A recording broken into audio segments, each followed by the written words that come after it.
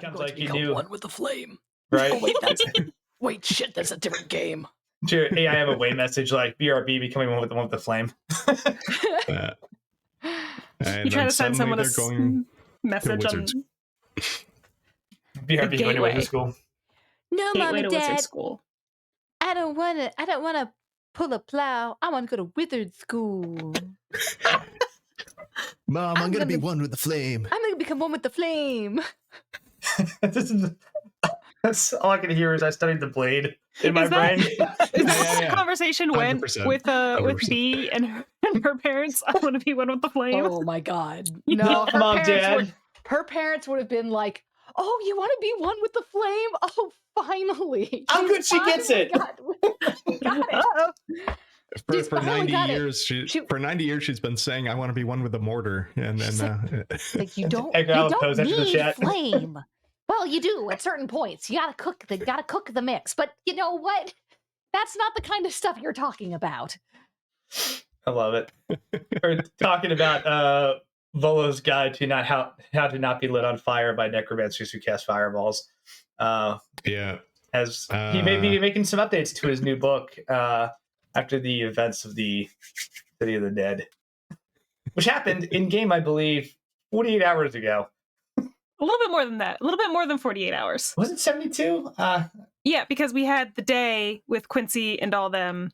Oh yeah. And then we took them to the thing, and then that night the sewer happened. Oh yeah, the sewer rest. And then the next day you all went to the astral plane. We went to the astral plane.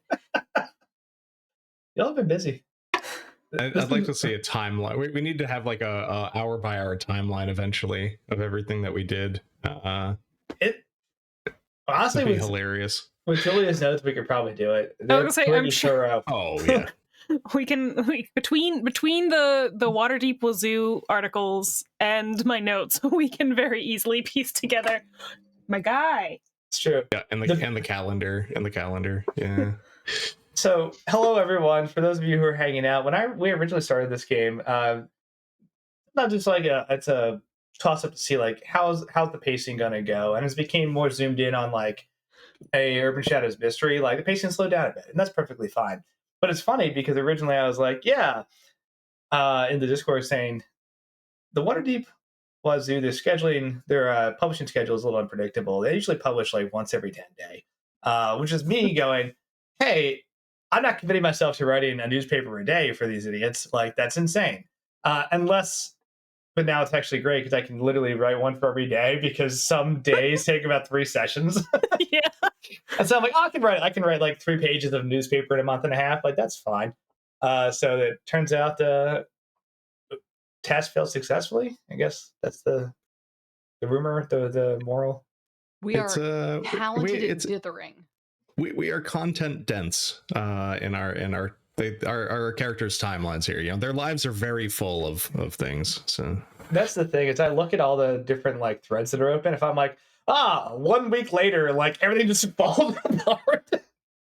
The city is still standing in 1 week. We're lucky. So. Yeah, it's like maybe I don't accelerate everything. Give them like every single second of that, like day 3, 24 hours remain as the moon is crashing to the to Hyrule or whatever. Mm-hmm. Love that game. So it's or it's like 24. 24 Neverembers Enigma edition. Yeah. Oh, that'd be pretty an entire sick, season that happens, in a single day. It has been exactly 7 days. Perfect. Yeah. It's been 1 week. It's been. So. And wait, how long have we actually been playing this? What are we at? I believe we started in November of last year. No, is that right? No. It was before that. I think it was November of maybe 2023. That's what I meant. It's 2024 now, right? Or no, it's 25 now. Oh, buddy. Oh, buddy. It is March and Trump is president, and your brain is not handling it. Nobody knows what time is anymore. Common Dragon, the actor. Sorry, I'm just. And so So at hell this yeah. rate, it'll be 2027 by next week. So Yeah. Yeah. So, Yeah. Someone hit me with the other day of like, hey, it's the 5-year anniversary of like all the lockdowns, and I was like, I right. guess that's right. That is a whole half a decade. That's oh boy, where does the time go? You know. Speaking of time, Speaking of, time.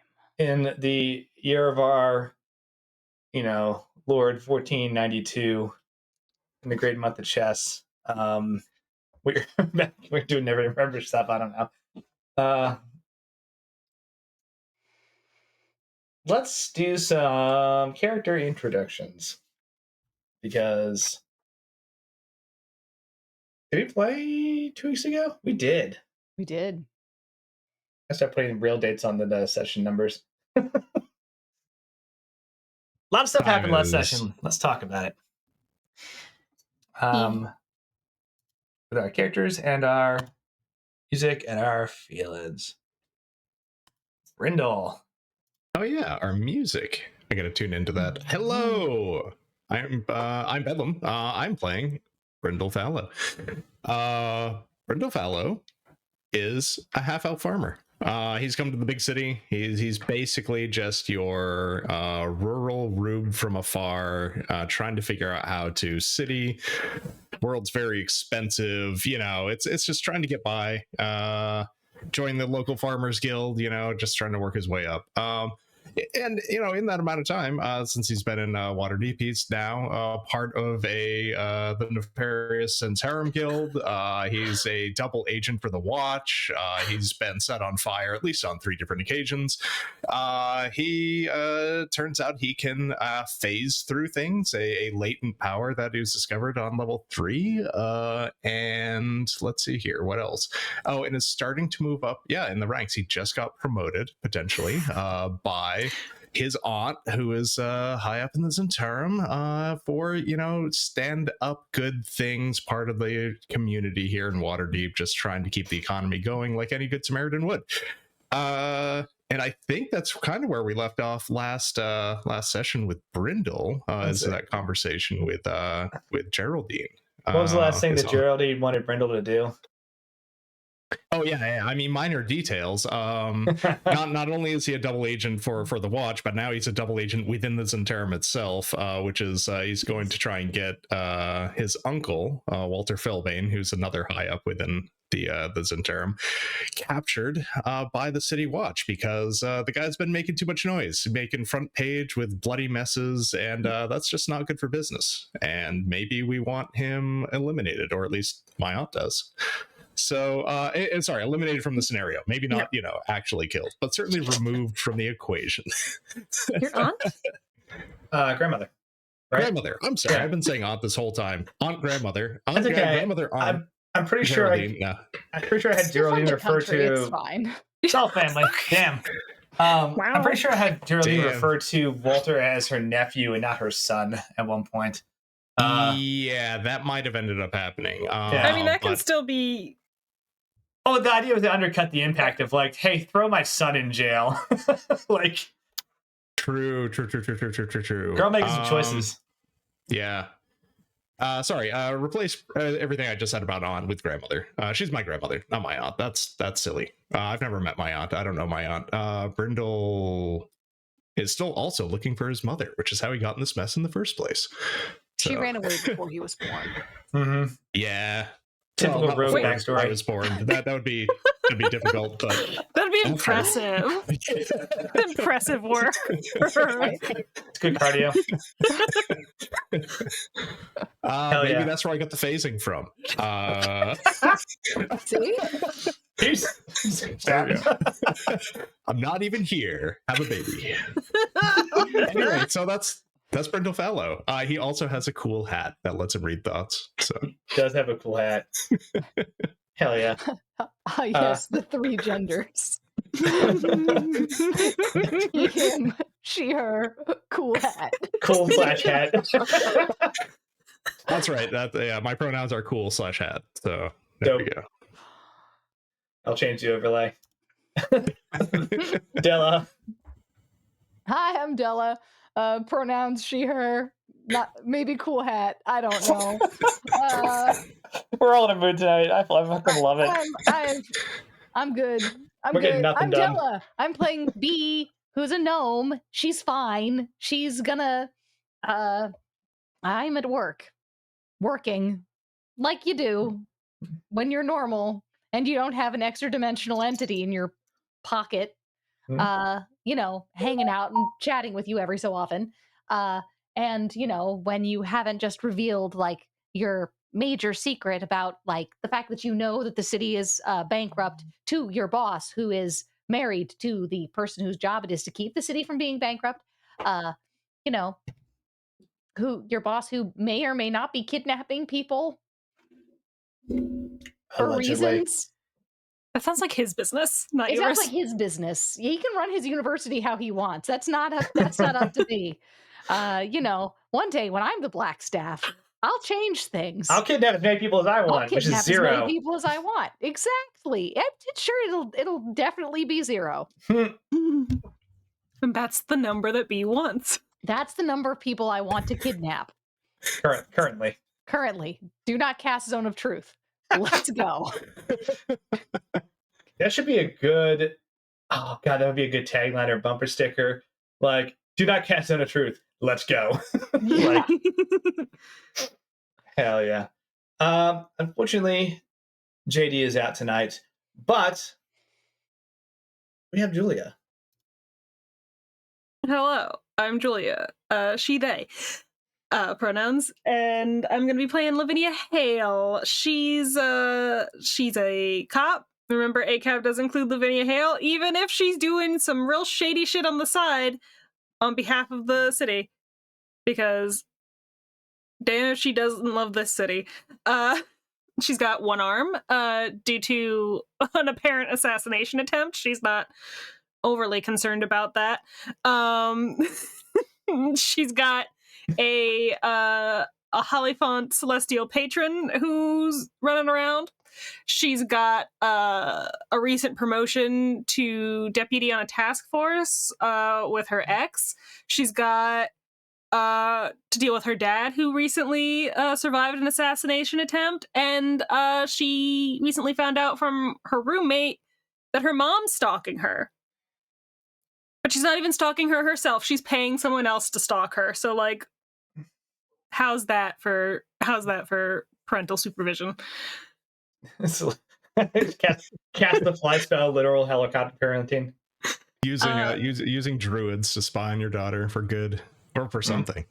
You've really got to. It's really sad these days, the distance that parents maintain from their children. They really should, just get involved. Stalk your children yourself. It's Stalk important. your children yourself. Don't be an absentee parent. Don't be an absentity parent. Stalk Lessons from B, who promotes stalking friends for good as well. So yeah, Listen, it turned out to be a good thing. I prevented a mugging. That's what I'm saying. B would legitimately maybe say this to her kids. I don't know, or to other parents. Do your own stalking. It brings you closer to your children. Yes. Do the work. Do the work. Anyway, Lavinia's gonna take another shot at Walters tonight, probably. So we'll see how that goes for her. Woo! I'm excited about that. Yeah, hopefully nothing goes wrong. Let's see. Oh, it's me. Whatever, this has been a conversation anyway. I'm not going to large size my thing. Hey, I'm Andrew. Pronounced D/M. I don't know. We're moving on. So not my best work. Anyway, I run the game. That's about it. Yeah. Yeah, what a game it is. As we covered earlier, it's been since 2023, and we've made it 1 week in this campaign. It's we're doing well. We've built impeccable bonds. Hell yeah. Flawless. Is crazy. What an intro. Nailed it. Like, I like to keep it simple. I have no character to introduce, and if I will start talking story, I will just go off on a tangent. So I don't know. I think self-restraint. I see. Yeah. It's like, hey, you want to hear about my doomsday clock theory, like about the games, and then like next thing you know, it's just a Magfest panel, which I'm not opposed to, but there are other people here I should probably share space with or something. So, but yeah, we left off. Oh man, we left off at a couple of different places. So Brindle had just had a very interesting conversation with his grandmother. Let's see how this vibes.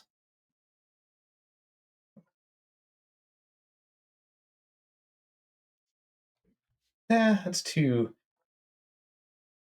I mean, it wasn't that interesting of a conversation, right? It's a run of the mill day, getting promoted within not a criminal organization. There's no crime. No big deal. Family business. So, the family business. You take pride in your family. So, but there is circus music. So just had a good conversation with Brindle and his grandmother, but grandmother basically saying like, hey, if you take out Walter, don't kill him, just get him arrested and kind of like trip him up, get him arrested, and get him out of the picture for a bit because he's causing some problems. So, and if you do that, you get a promotion and come up here and work in this faction, and be living a much better life. And she lives in a pretty wealthy downtown area. Oh, whoa. There was an if there? I have to do that to get promoted? Is that what's happening? Ah, dang. I thought I was promoted already, and this was just my first... Okay, all right. I mean, it's a tentative promotion. You're on probation right now. Like, you can only do his job if he's not there to do the job. True. That's a good point. That is a good point. Yeah. I guess it is. Yeah, it's sort of doesn't really matter if Walter's still there. Yeah, promotion's just in words at that point. Okay. It's a very Zentarum mentality of like, oh, there are two of you and one of you wants the job. Just throw a knife down the center and be like, figure it out. Zentarum, baby. So I have to say, if a knife got thrown down and it was me and Walter in a room, Brindle would disappear. Don't mess with Walter face to face. Don't give that man a knife. He doesn't even need a knife. Like, anyway. Well, insane artificer build. But yeah, so they had that conversation as you're kind of walking out of her kind of estate, probably with a bunch of things on your mind. And around that same time, we have Lavinia leaving the precinct, right? Again, a lot of things on Lavinia's mind, mostly that interesting things out of character. Geraldine saying to Brindle, hey, I have it from a reliable source that the watch is moving those people that are in custody sometime tonight. The time between Lavinia's conversation and Brindle's conversation, not that long. But yeah, Lavinia just convinced Advent to move the time up tonight. So I noticed that. I don't like it. Something to consider. I did. Don't believe me, I did. What was it in your notes? It's not in the notes. It was in my brain. Gotcha. I was waiting for the big bold like this motherfucker, right? Advent, huh? Maybe Advent's in the pocket of the Zentarum. You know what? That would be infuriating and hilarious. Unless Lavinia has another surprise for Brindle and is also working with Geraldine. Triple, quadruple cross. And here's the thing. None of you would ever fucking know. None of you would know. Not a single one of you has ever felt the need to insight check me, as I have lied to y'all's faces. You should be afraid. What I is have absolutely absolutely insight checked you before. I have 1000% insight checked you. I assure But you, did you beat my? But did you beat my roll? No, I did not. I think you are the only person who's insight checked me. I was waiting for Riv to insight check me when I was straight up like, no, don't go look for Brindle. It's fine. He's probably fine. In cuffs in a fucking abandoned warehouse. He's fine. He's fine. I'm sure he's fine. Oh man. Brindle feels very protected by his naive trust of Lavinia. I'm sure it'll all work out. Why would he have to do an insight check? Although I think that thought might be starting to trickle in. Now, to be fair, though, there are a lot of people in that trade ward district, that trade ward precinct, rather, right? So unlike Candle Street, where there's like probably a dozen watch officers, the trade ward is a much bigger area, and there's just a lot. There's a lot of stuff happening up there. So there's probably, I think when I described it, there's about 50 that are in and out at all times. So a lot of potential candidates that are around. I'm just not describing all of them because, good God. But B's been having kind of a chill night, but your time on desk duty officially is coming to a bit of an end, right? Now, of course, nobody cares if you stay longer. It's a wizard hanging out in the library, but the need to be there is quickly vanishing, as you know, another TA would show up and take that place for students who are up at like 2 a.m. trying to learn spells, because it happens a lot. But you had a good interaction actually with a student as you were just kind of working them through a transmutation spell on their familiar, and that was nice. It was positive. It's actually a good chance for B to just teach, and remember that teaching's fun. I do like teaching, and it turns out I'm not bad at it either. Actually quite good at it. But the question I have for you all is, like, as the early evening approaches, because it's probably around 8 p.m. at this point, right? What are you all doing? Obviously, Brindle and Lavinia, for different reasons, are on call about this prisoner transport. But until you get a phone call, you got some time. Or, sorry, ascending. Until we're contacted through the ether of magic. Mm-hmm. Until that weird little bird shows up Mm-hmm. and says, "Hey, bitch." Yeah, Zephyr Mail. Who loves it? I believe they're pigeons. Oh, that's right. Forgot about Zephyr Mail. Which is funny because in the description they're like glorious, like hawks and everything, but now they're just like derpy pigeons. Don't call them derpy. They're derpy. God's best creatures. Just because they're God's best creatures doesn't mean they're not derpy. My They visual try so image hard. They do. It was literally a pigeon with a pug's face with the tongue just like just flying through. That's good. That's- I like that. Yeah. So I think, I don't know, like I think Brindle doesn't know where this transfer of these captives is going to end up happening ahead of time, right? So No. But I think it's in Brindle's nature that, given that he has some downtime, he doesn't have like an immediate thing happening next. He just had a big meeting. Oh, go on. Geraldine did mention that they're gonna have to take him to the castle ward.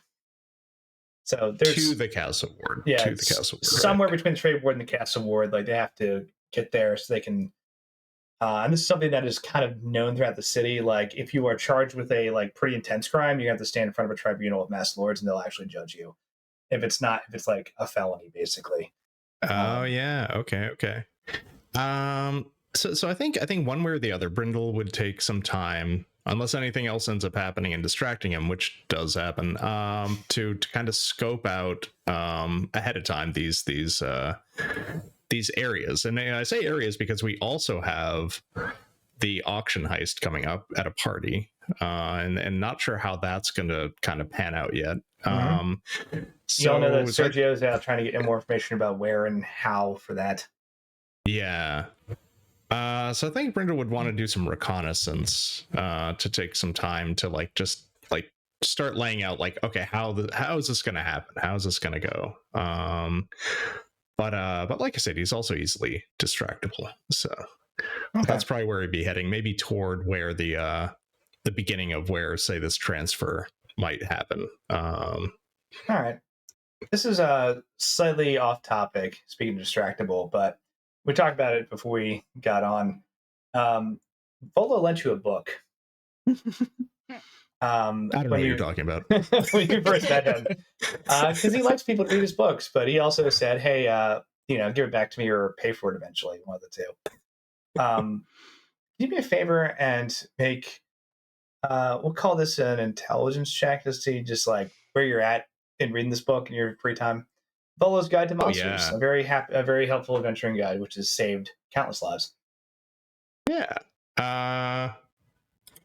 Wait, where's my? What did I do with my? Oh my gosh, where's my character sheet? Oh, got it. Okay. First dice roll of the night. Let's go. First dice roll of the night. Let's see. Brindle's academic side. That's a 4. Okay. I think Plus, Intelligence? No, that's it. That's a 4. you've been making progress. Like you probably have been like flipping through this thing and like looking at it at various times because you have some time to kill and you still have some time to just Does it try does to it have take. pictures? It Does it have does. pictures? Oh, It does yeah, have I've been pictures. looking at pictures. Yeah. Yeah, Yep. the pictures are real cool. But reading and retaining a lot of the content, just especially based on the amount of stress you've had recently, like it's been more of just a something to take your mind off the day before you call it a night. So There's been a lot going on. And yeah, though Vola has a good artist, so yeah, but sadly none of the pertinent lessons are really sunk in yet. So, but yeah, okay, you're heading back up to kind of trade board to look at some of these areas. There might be a little crazy random happenstance where you run into Lavinia up there. All right. what's Lavinia up to? What is Lavinia up to? Kind of leaving the precinct for the day. yeah, probably leaving work. She's probably done her paperwork, and she's definitely at least submitted the her side of the little jaunt to get Rainier's soul back, because that requisition had to be signed off by Edvin to get Blackstaff. So she turned in her paperwork as promised, so he can find out about what happened. And then I think she kind of got uncomfortable about being in an office and scooted on out of there when it was most appropriate. She knows she'll be back if they decide to make the switch, so she's probably just gonna go get something for dinner and head back to the boarding house, because she continues to live in that house with no fear, despite the fact that everyone knows who lives in that house. As you all look at like Brindle and Lavinia, right, kind of moving up and down the roads, right? The high road is the main like north and south road to the city. And Brindle, it makes the most sense. And you can give me a history, or if you have another check you want to, history also includes local. If you have another check you want to roll, go for it. As you're kind of like walking up and down these roads, looking at ones that can like support carts and some vehicles, right? Because a lot of these are like winding side streets and great for walking, maybe for a horse, but like if you're going to take a cart down these things, like they stick to the main roads for a reason. So you're kind of going after the like a straightforward investigative sort of tack here, which is not really what Brindle would do. What Brindle would do is start asking around and talking to the vendors, because he loves talking to the vendors, talking to people. He loves using his guild in kind of seeing what's going on with I mean, what are people selling? We've got these great other vegetables at the guild.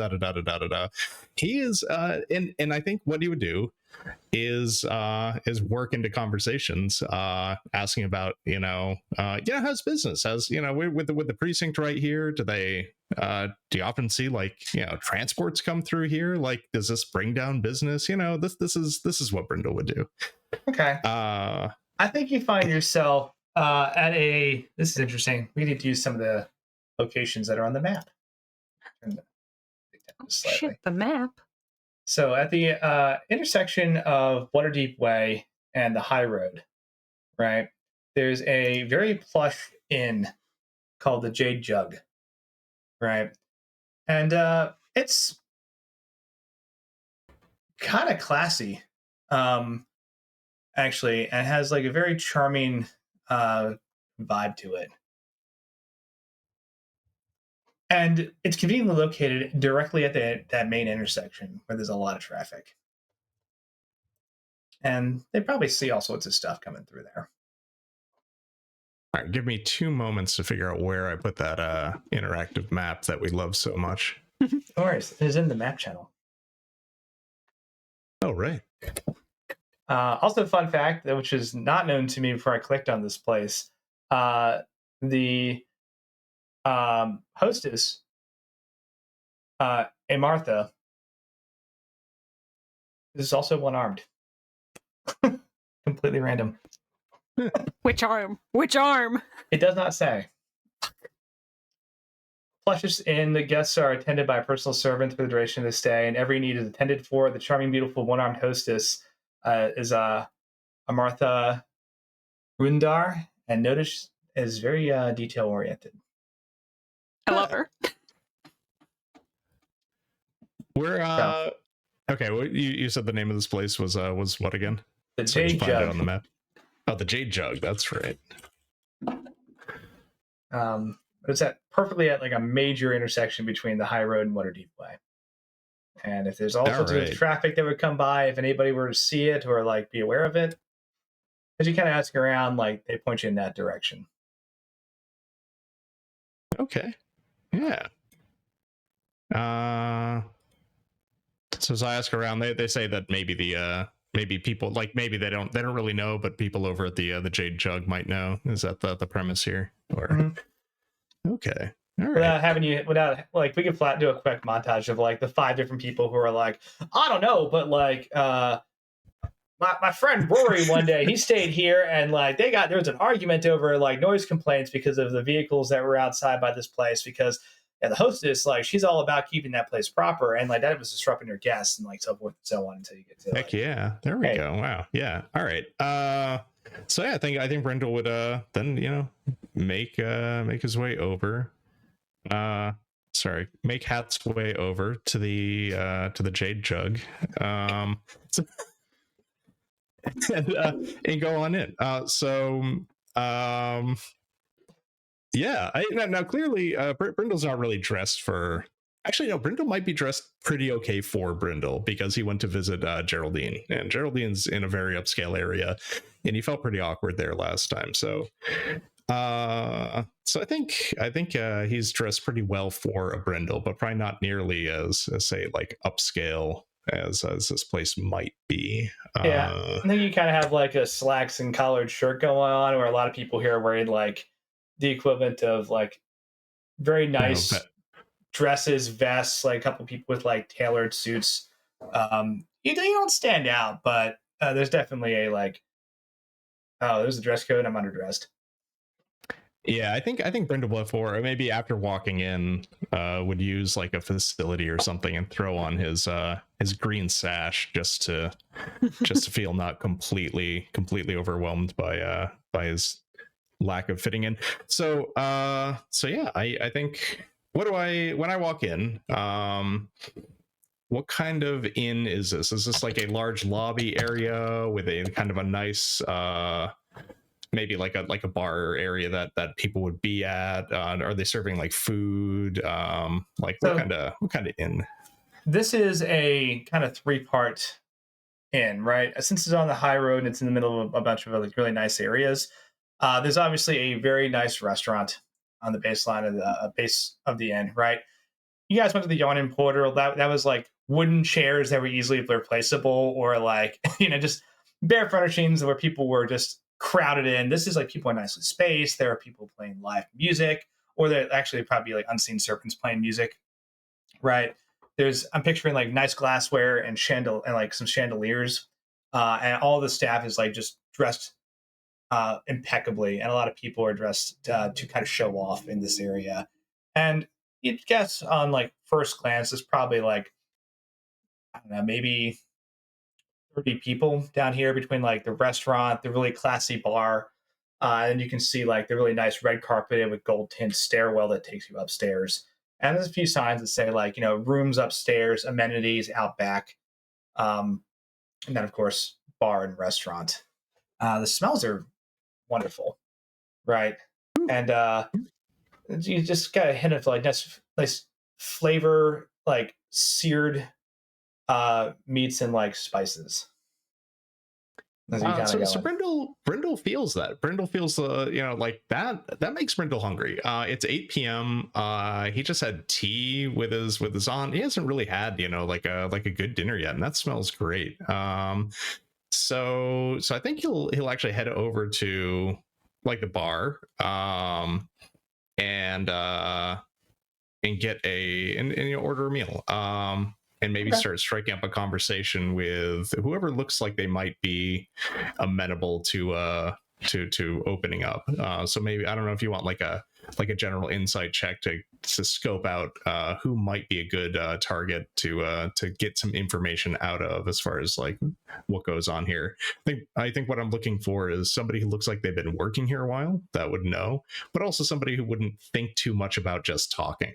So like a busboy or maybe the bartender, depending on the vibe. But As you sit down, you notice that like everyone is very attentive as you walk inside.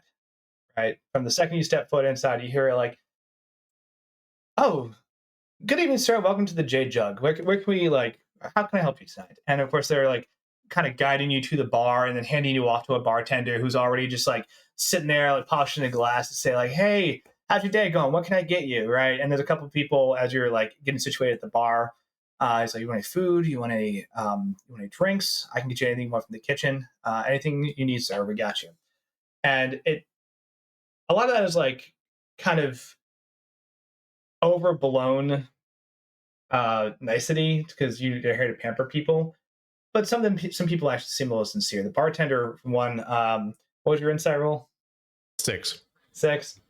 I think anybody who comes across as even friendly due to it being their job is going to work for Brindle. So yeah, he seems nice, and he's like, "Hey, what can I get you?" Or actually, that's the wrong kind of voice. It'd be more like, "Huh, good evening, sir. We have a few bar specials. We have a beautiful crystal ambrosia that is just delightful to try. We also have a few different fire wines in. The Rosnars have a wonderful selection from the 1430s and upward. And of course, we can custom make nearly anything, although that may take a little more time, but we can make it work. Is there anything that I can get you?" Do you have any Fleet's Wake specials for dinner? You see, he like there's like a little bit of a sneer almost, and he's like, "I'm sure I could find some basic whiskey or some type of ale." Oh, I meant like fish or something like for dinner. Of I'm course, sorry, I was hoping to eat here at the bar. You do that here, right? Oh, we do anything you need, sir. Yeah. Of course, we can get that set up.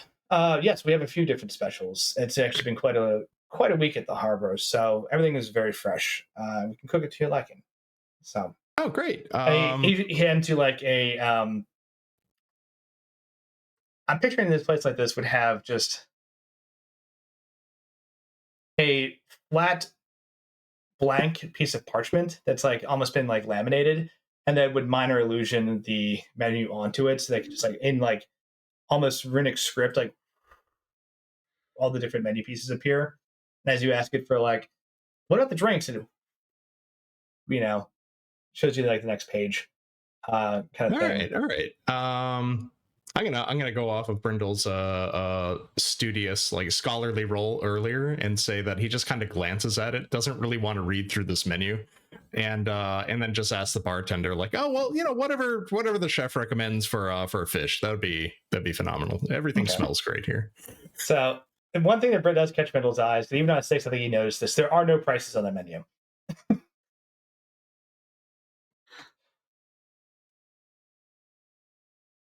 I'm gonna say because of what I just said. Normally this would be normally this would be a sticking point for Brindle. Normally Brindle would hawkishly notice this, and it would be a giant red flag. But for some reason on this evening, wandering into this place, it does not get a red flag from this, and just naively just ask them to serve whatever the chef thinks would be appropriate for a Fleet's Wake special. Yeah. Of course. You are going to miss the heist because you are doing dishes. Well, That no, is the what heist- is about to happen. If he's I don't doing know. 2 days worth of dishes, that's concerning. But Okay, he that's will. But he will miss the prison transfer. Fair. Prison transfer, yeah. It's going to turn. It's a very complex dishwasher that's connected to a different part of the astral plane. Is the issue? Brindle's going to get sucked into another dimension while trying to do dishes. It's going to happen. Get spit out in the middle of an auction somewhere else. No, anyway. I've tried to no, fix no, dishwashers that are like that. Crazier things have happened. That's sort of But bartender- Brindle, it's not like Brindle's poor. It's just Brindle likes keeping his money. Yeah. and Brindle's not poor because he saves. You know, it's everything's expensive in this city. But yeah, he takes your order and zips off. As you're sitting there, there's a couple patrons at the bar as well. More people are in the restaurant. That seems to be like peak dining hours for them right now. But there's a few people that are just a few like couples or friends. You're not really sure, like pairs of people just talking down the bar, and 1 or 2 singletons that seem to be like hanging out, either waiting for something or someone. Lavinia, just as you're aware, as you're like heading back south down the down Waterdeep Way, I believe it was. High Road, sorry. Waterdeep Way is east-west. And this is because it's easier to have you all in the same scene. You do kind of notice someone that looks a little bit like Brindle, like head into the jade jug as you're like walking home. For what that's worth to you or not. But I think it's enough to give her pause. Because, again, she's lived with Brindle. She knows. She knows he's a little persnickety, and it's just a little bit strange to see him going into a place that's so. I think Lavinia regards this place as not hostile per se, because that's the antithesis of what they are, but they're definitely tourist trappy. they're tourist trappy, and this is like Brindle meal preps, and this is like a Ruth Chris.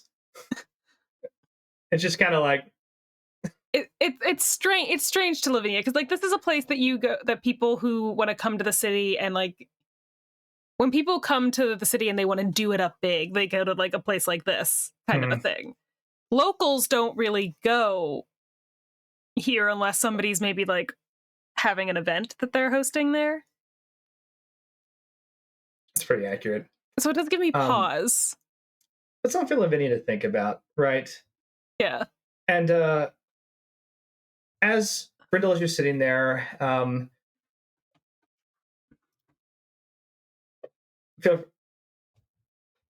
bartender comes back and says, "And what did you want to drink with that?"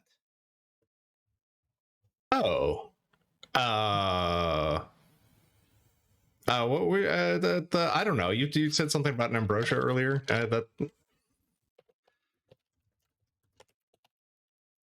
How much is an ambrosia usually? Is this something that would cause Brindle to suddenly be like, oh, not that? No, that. If you're going for the chef special, I would actually like to recommend an elemental hurricane to go with it. Okay. It's quite delicious. I'm interested. You've piqued my interest, bartender. Yeah, and I think Brindle will maybe Brindle will try to do an insight check real quick on this guy. Is he just trying to upsell him, or is it this like a legitimate thing? Go for it. This bartender. Oh, go on. This bartender you're talking to is like it's like a kind of taller, like maybe 6 foot, but like really skinny humanoid. It's hard to tell because he's got kind of like longer hair that just covers his ears. It's been like carefully like pulled back. But you do see a couple interesting features. His eyes are gold.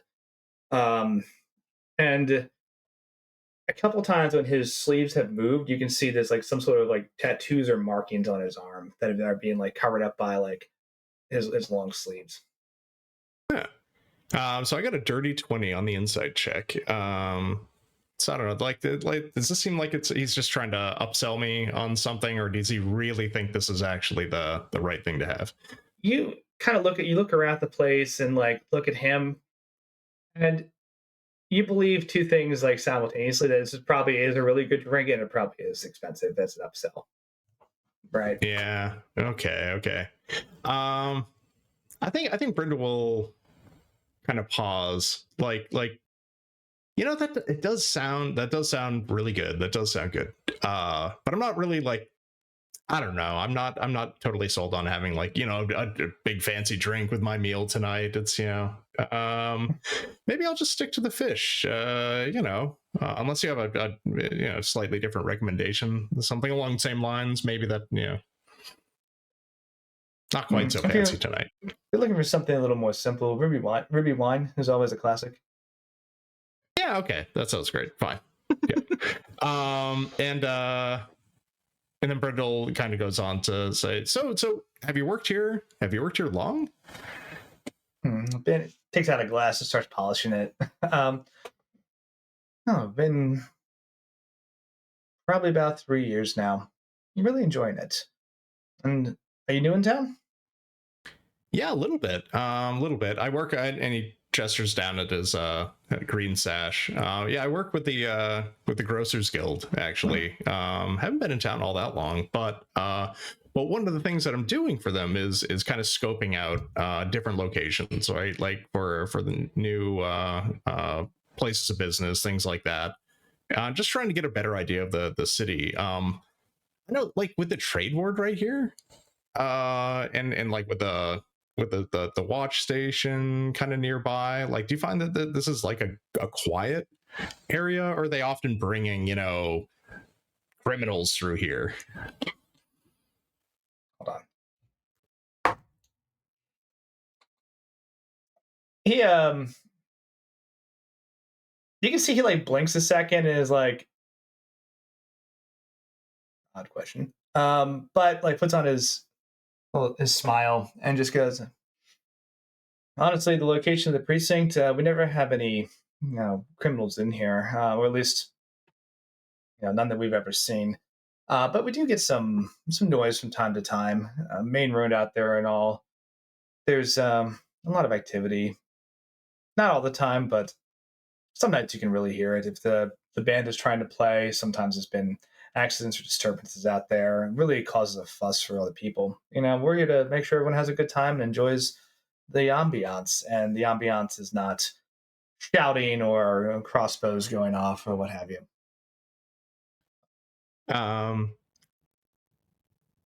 So I think what I want to do is do a persuasion on this guy. What was your name again? Oh, my name? Fourth Wind. Fourth Wind. That's a cool name. Fourth Wind de Grey. The third. Fourth Wind de Grey. Wow. That is a fancy name, sir. Fourth Wind, are you a betting man? Out of curiosity. So, like, while I'm waiting for my dinner, his eyes light up a bit. As you're, go ahead. It's like, go on. While I'm waiting for dinner, sometimes I like to find like a small thing and just place a bet on it. Just to pass the time. What do you think the odds would be on whether or not a criminal transport will come through here while I'm having dinner?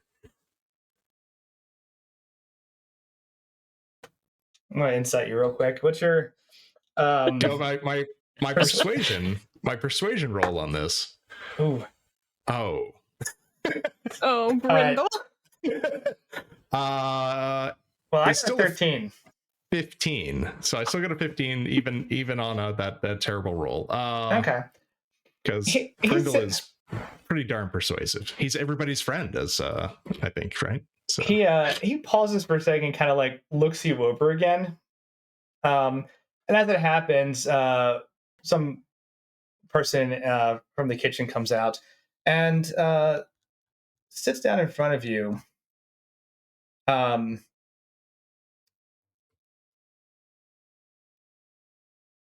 small plate and say, well, here's the first course, sir. This is a spicy tuna sushi biscotti. Brindle, suddenly the red flag finally goes up. Like, courses. Uh-oh. Of course, then we'll go wine as well. Please enjoy. And I have the Waterdeep like cookbook that you gave me. Would you like me to get it so you don't have to combine words that upset me again? no. No, Della. We are made to suffer. That's fine. I just thought I'd offer. Hold on. I got this thing. I can probably mess with it. Oh yeah. Actually, I have. There you go. This is turning into a cooking episode. This is the piercing blades, of course. It's a teriyaki chicken skewers normally, but these are salmon skewers that are perfectly marinated in with a little light brown sugar and crushed pepper. Oh man, yeah. So I think Brindle's red flag is also immediately annihilated by the smell coming off this dish. Like this smells good. This is it does smell delicious. Brindle's concerns with that it might cost him too much are put aside in the face of the deliciousness that has been delivered. Hell yeah. Foods. Very good. So even he's like, you know what? Odd thing, but I'll take that bet. Of course, guess what? What is your bet? I mean, so what's the bet? You've been here for like 3 years. Brindle says as he's starting to put some of this fish in his mouth and eat. You've been here like 3 years. What do you think the odds are? What are the fair odds on this one that we would go for? Or maybe we should get one of the other people to come over and give us the odds, and then we'll make the bet.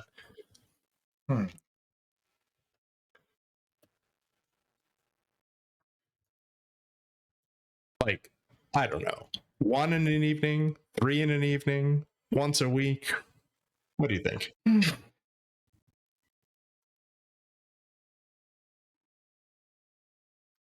I think I'm going to take that bet and cover your drink.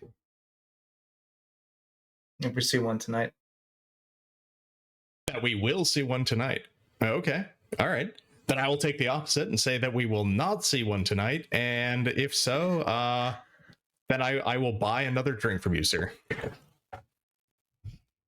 You're on. And Brindle wipes his brow because he thought this was going to be a heftier bet in a place like this. So, all right. So, mentally wipes his brow. Doesn't really. He's too cool for that. I mean, still got to pay rent. Yeah. I can pay rent. It's okay. I hope this place doesn't cost that much. Oh my gosh. We'll see. Has anybody ever seen a half elf dine and dash? Through the wall? From the inn, from the restaurant right across the street from the police station?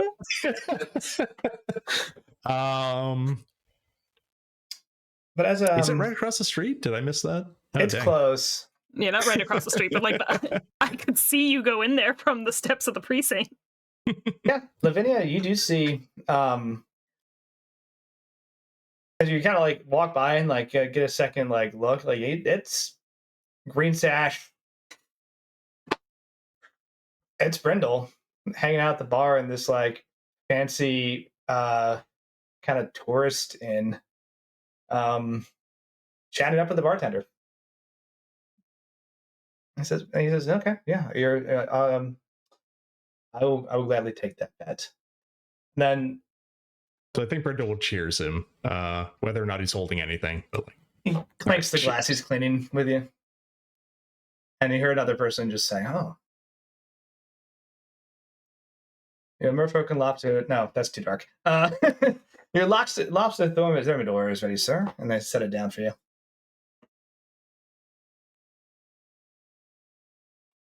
Well, it's here. And Brindle is hungry, and that was a very satisfying appetizer. And then he digs into his lobster thermidor and makes small talk with the bartender as this happens. music has and changed up. I think I don't necessarily like, dive into too many. What is happening with my owlbear is being weird. Okay. Yeah, I think he would put in a little bit of like trash talk, a little bit, just to barb the guy a little bit into maybe giving away more information about how often the police do things at night around here. So The best information you get as you're kind of talking back and forth, you learn a couple things. One, there's a nice new casino in town. Fourthman says, "Oh, if you're a betting man, you need to go to the Afterlife Casino. Great ambiance, phenomenal Hellfire cigars, and of course, I've heard of it actually. So, great yeah. games there. Highly recommend. And if this, not to besmirch the place I work, but that is a black tie only affair. I'll have to check it out. I mean, it sounds like a lot of fun. I assume they're sort of place that takes all kinds of bets. All kinds. And he kind of move away from that. He at one point talks about like that turn in particular is actually pretty dangerous. There's a lot of accidents because it's a blind one. People have all sorts of like cart mishaps and whatnot. It causes a lot of disturbances for some of the people that stay here. And like it's caused a lot of delays in traffic.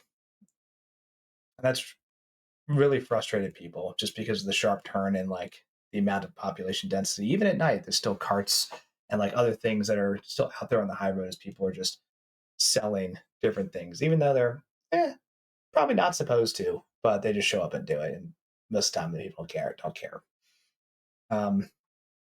Very interesting. Those are a couple of things that you just kind of mentioned as you're chatting, and then of course, Lofty Thermidor goes away, and the dessert comes out, and says, "Now this is slightly off theme, but fish desserts don't tend to be as appetizing. But I'd like you to try these healing words, and they are lavender honey cupcakes." Ooh. Again, Brindle is about to say something about this being far too much and more than he really had asked for, but it looks so good. It looks so good. These lavender cupcakes, they look like they're fresh, possibly by some sort of master baker, and I can't not. So yeah. But as you start to scarf down these delicious food, I'm going to flash cut over to B, right? You kind of wrapped it up and you kind of get ready to wrap it up and call it a night. I know you wanted to stop by and see Rory, but yeah, your shift is over. A very friendly.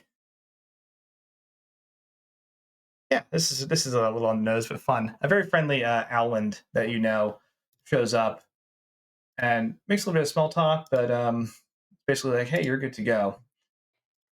Awesome. I say goodbye. I sign my little logbook and head over to see Rory. Okay. So you haven't been over here in a minute, but there is a like medical section to the Blackstaff Towers, right? It's just a good precaution when you're dealing with experimental magic that you have the clean rooms, you have basically the like disenchant rooms, or dispel rooms, and you have like recovery rooms, and those are just designed to give people like peace of mind or like help them just recuperate from whatever. Sometimes magical effects, they don't see physical scars, but there's weird crap that happens to people. Right. Like if I it's caught in a really maze for 10 years. yeah, like that's a very different experience, right? Obviously, if it's a true emergency, there are acolytes on staff, and you'll be rushed to a temple to be healed, right? True physical emergency, I guess. But Rory is in one of these rooms, and it's actually just a small personalized room, but her name is on the door, and it just says on a little like sign outside. I'm here. Go ahead and knock. Okay.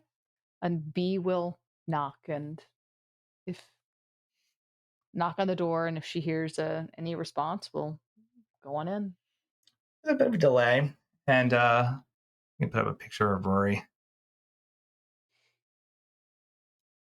The door swings open, and you see Rory with her. The picture is what I want to describe off of. Where are you, Rory? I think she's in my channel. There we go. So big. So her reddish brown hair has collected a little bit of like gray dusting or lining in it, but otherwise she looks almost the same, except just like deep circles under her eyes. And she smiles when she sees you and says, "B, thank you for coming by. Do you wanna come in?" Yeah, I just thought I'd come to see how you were doing. I was terrifying. That Yeah, that is a word. Oh man, what a day, I guess. I don't know how to describe the time lapse, but come on in. And Yeah. And I think B is going to like sort of like look around and is going to like pull out like from her bag like the cupcakes from like a bakery that she would occasionally go and like get like coffee and things from. I didn't know if I'd be able to keep the coffee warm, and the bakery's closed now, but I thought you'd like oh, some real food because I know half the time at places like this you don't get good eats. thank you. No, the black stuff is very kind about this. And as you come inside, you realize that she's actually sitting in like a very comfy but like kind of small like book nook, right? Where you can actually hear like the ambiance of just like a steady rain outside, and there's just like the Mhm. occasional like soft breeze with like very like pleasant, almost candle-like smells. Um, and your brain tingles a little bit as you're like, I'm a gnome. I know top quality illusion work when I see it. yeah, and you're like, we don't have this room here, but it has been manifested, and even if you like poke a couple things, you're like, this is actually pretty quality. Does it feel like high quality illusion work, or does it feel like some wacky time and space folding? Roll Arcana. Sick. I will do that with my dice. I'm gonna do that with advantage because I can. You should double Pretty nat sure. ones, baby. Yo, I did Don't- that the other day. You know I did that. If I'm gonna do it, it might as well be here, right? I legit rolled 5 nat ones in like 8 combat rolls. It was That's insulting. the funniest fucking thing I've ever heard. It was Thankfully, 3 on so my I dice and 2 in Owlbear. nice. So thankfully, I rolled a 2 and a 17. Okay. So that's gonna bring me up to a 23. 23. Your instincts say this is really your first instincts say illusion. Mm-hmm. As you look closer, it's a weird hybrid. and like you'd have to like kind of dig more to figure out what that means. But it looks like somebody's taken baselines of a thing using some version of like hybrid illusion transmutation to like improve it or create these things. Um, and so this isn't built out of nothing. There's a foundation that was fortified. Okay. Okay. So This is very much B's just like, this is exactly why I'm here. This is my shit. This is what I Mhm. want to do. But she's like, I'm gonna put it down. I'll put down. Yes, we're both wizards, but I'm here for a reason. Uh and yeah, B's gonna say, yeah,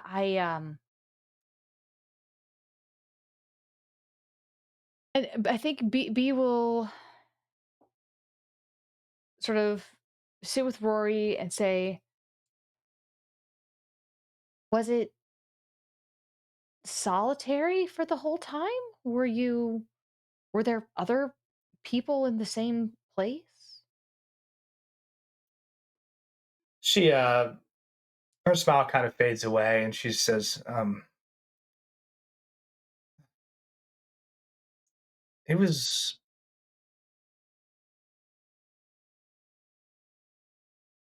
solitary. It was lonely. Um, you know, 10 years is not a. I mean, not a long time um, for elves, but still, it was like it doesn't.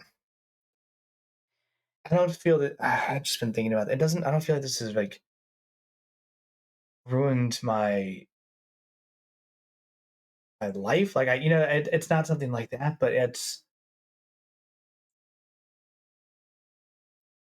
being able to being stuck there for 10 years and not being able to advance in any way. Just simply trying to not even survive, but just occupy my mind in this trap where like I was sustained. There was no continuous foraging for food. I just simply traveled, traversed an endless maze, and nothing changed. And I found ways to cope on what I think were worse days. I don't know. The light never changed, but Mm. I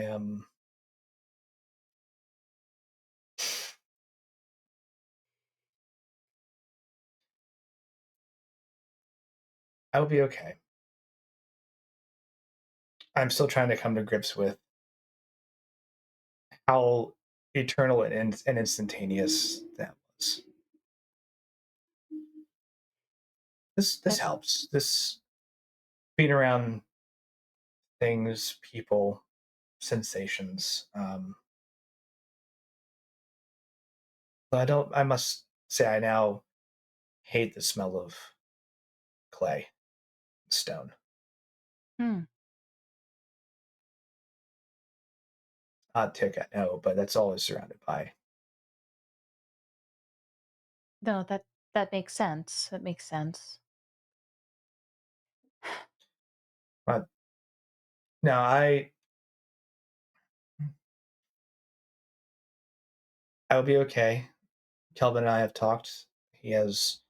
I'm not the first wizard who has time jaunted in a strange way. He has assured me he has research on this and will kind of work together to figure out what to do next and how to balance that. But for tonight, I'm just cozy. It's good. I'm glad you can be cozy, and I would be genuinely much I'm obviously I'm concerned, you know. I want you to be healthy and good, but I would be much more concerned if you were human. Uh 10 years is it's not like time passes differently for us. It's not like we experience it differently, but the sense of wasted time, which I can only imagine is part of the frustration, is so much harder on them. I mean, I had a cousin who got really into the lute for 10 years, and suddenly it was like, where did the time go? Right. It's just, You know? it's all perceived differently, but it's still, I don't really feel like I'm back yet. I feel like this is like an odd reprieve. Yeah. But look, day by day, it'll get better. Are all of you okay? We are. Everything we came out of there. Rainier woke up, Good. and Riv has been looking after him, and um, everything seems to be fine. Yeah, everybody else got back. Um, and I'm glad that you got back as well. As roundabout a route as it took, we were really worried. I won't lie, there's something to be said for it doesn't make it better, but it helps knowing that Rainier did get back. Um, that's a point of comfort. Yeah.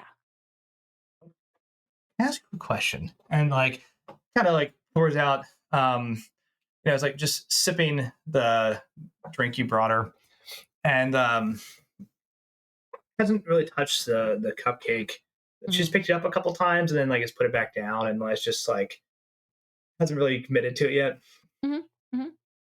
She says, "I know that we spend a lot of time in quiet places, Mm-hmm. you know, libraries and offices, and just even our personal like homes or sanctums if you want to be fancy. And the quiet helps us like think, reflect, and study.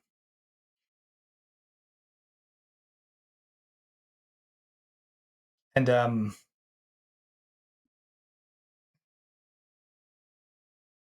call this like a friend to friend conversation right now. Um, have you ever like heard things in the quiet?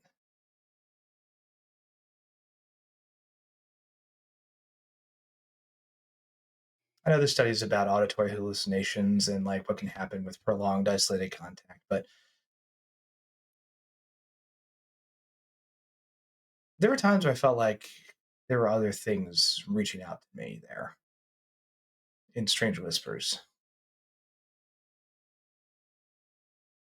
Well, it was still the astral plane, so that's entirely possible.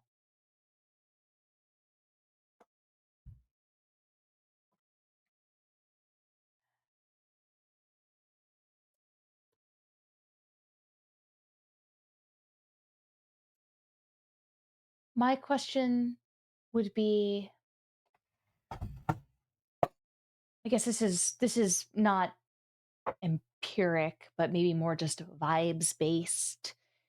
Did it seem like the things that were reaching out in the quiet wanted to disrupt the quiet or continue it? Most of the times it was indistinguishable whispers. There was one point where I heard something, and I, at that point, decided I did not want to, and um, kept myself occupied noisily. But I remember one evening I was sitting there staring at the same stone wall. I'd drawn some pictures on it and basically some rock dust and chalk I'd found. And it felt like the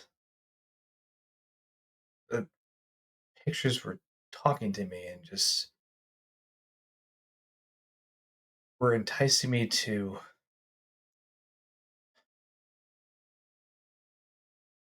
embrace the silence. And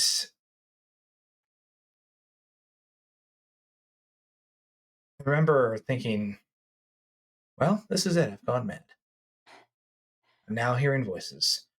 So I promptly got up and stopped off and started moving my body just to wake up or to move around. But I always felt like there was a whisper trying to talk to me, and I just never wanted to answer it. I don't think anything in that place would have been helpful or kind. No. But I've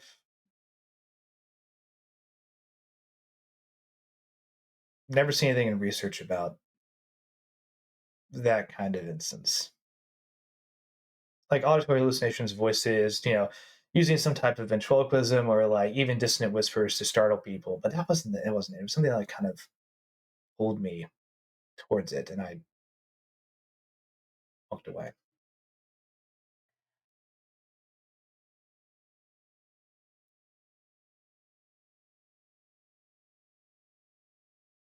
Well, I don't know where you would find necessarily any research on this. I will say, because this is a conversation between friends,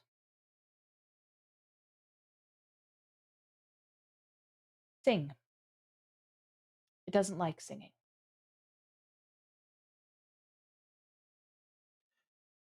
Like kind of leans a little closer and goes, "What is it?"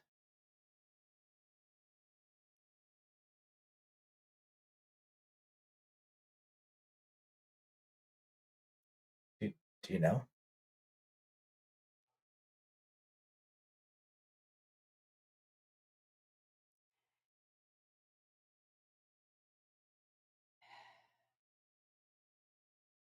B, I'm not asking this to put you in a position. I'm asking because in all my years, anytime we find something that we don't understand, we research. And what becomes a terrifying thing from the outer plane simply becomes another cataloged entity. Dangerous, but at the end of the day, understandable with parameters. And this is something in that first stage. And I just want to know what it is that kept trying to talk to me. And if it's still out there, and if it's still going to follow me. Like what happens when I go to sleep?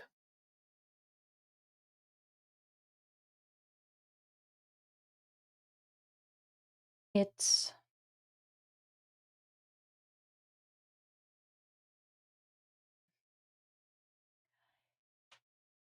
religious, not magical.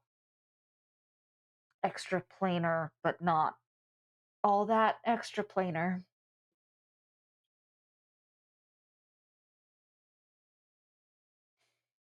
Knowledge of it increases its power.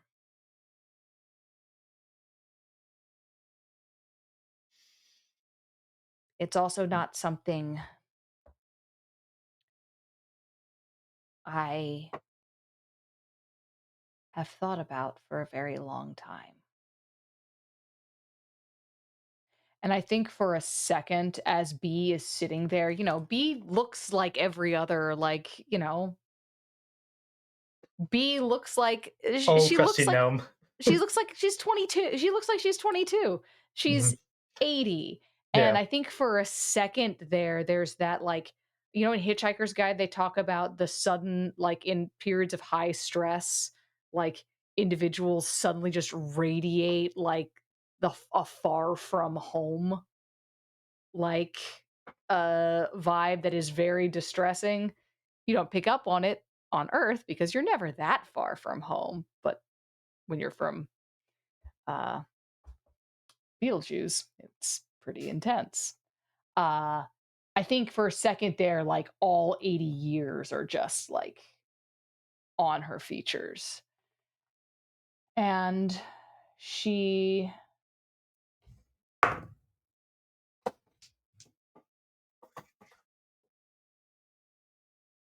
she says,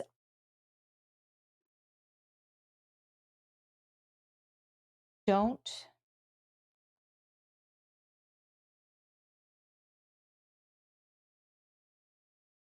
if there's sound, if there's life, you can keep it at bay. If there's anyone you can call so that you aren't sleeping alone, yeah, I don't want to know. I'm not trying to She like raises his eyebrow like, like don't. I'm just saying, if there is anyone you can call so that you're not sleeping alone, that would be better. Hmm.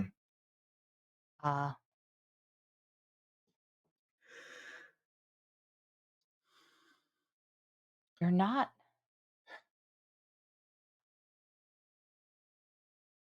And I think I would like to do, I don't know what kind of role to make, but I think B is just sort of like, why Professor Fieryfall?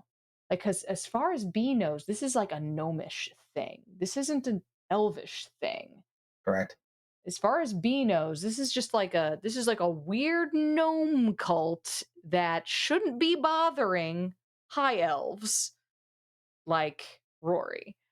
What would I be rolling here just to be like, why are you pestering this woman insane thing? Arcana or insight, Okay. or ask other weird ass extraplanar things. I'm not going to ask my other extraplanar thing about this yet. Hey, yo, what are your speaker outsiders doing? Yeah. Where's my character sheet? There's my character sheet. So Arcana. Do I get this with advantage? Do you? Do I? Or do I just get my... I think I actually just get it with proficiency bonus.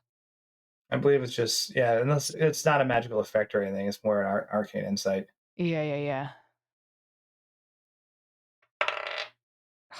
Okay, changing dice. Yeah, that's a 9. I want to tell you something because it may or may not be important, and it's been 2 weeks out of character, but it's been like, I don't know, a day in character. Mm-hmm. Actually, might have been a month.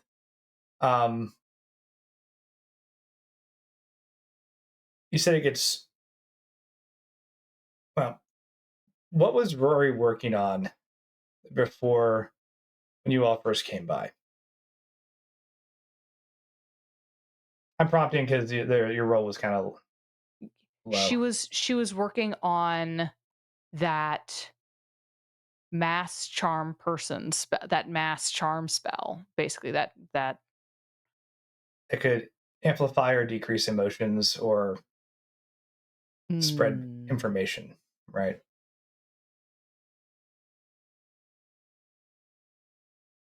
Oh.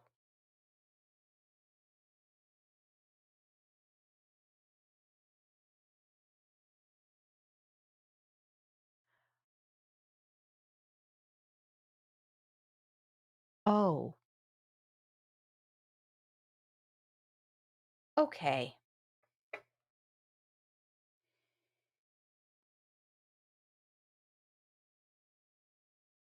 Rory, how far along in that research had you become since before we left? I, I mean, I managed to make a successful prototype, but it took some time. I'd say, I mean, to make a few of the sigils, it's not difficult now that I have the formula, but it would be magically intensive and require either a lot of arcane focus to create multiple, for a volume to of a small ship that could be done in maybe a day for a larger area. Maybe, I mean, if everyone in the tower was working on it, maybe in a day or two, but a couple people, maybe a week. The kind of been put on research hold right now. I handed off my notes to Kelvin. He said he's gonna reassign it. Wanted me to just focus on getting right, which I appreciate because I'm not in the right headspace for that kind of research right now. Right. Why do you did you want to take over the project? I mean, you're more than ready for it. I would love to take over the project. Believe me, that's a really cool project. I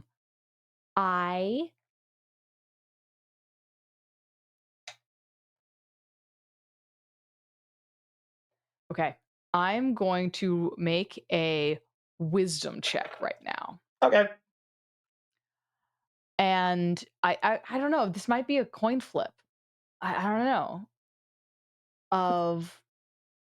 It kind of is a coin flip because B is very much torn between don't worry the person who's just been traumatized, even if she seems like she's fine, don't worry the person who's just been traumatized. And you can sense that, like, you don't even need Arcana for it. You can sense like Rory's not okay. Like, it's just that concretely, but like she's calm and chill, but like it's because she is just a older professor who is like good at taking things to stride. This is insane shit, even for the Wizards Guild. Yeah. Don't worry the person. And this could be so bad. Mm-hmm. This could be so bad, and she needs to be armed and to understand what she's dealing with. Okay. What would you think what would you suggest is the high roll there? If it's coin flip, it's 1, 10, 11, 20. Yeah. I was gonna say, I would say high roll is like give her the information. Yeah. High stakes. High stakes, give her the information. Yeah. This is a casino episode. Let's go. All right, let's do it. Okay. I'm using a different die. Don't want to roll an owlbear? I'll roll an owlbear. Why not? Yeah. All right, let's do it. Oh. Roll, you bitch. Owlbear says. 19. That's a 19, baby. That's almost a nat 20. Whoo! All right. Owlbear says make it worse. Okay.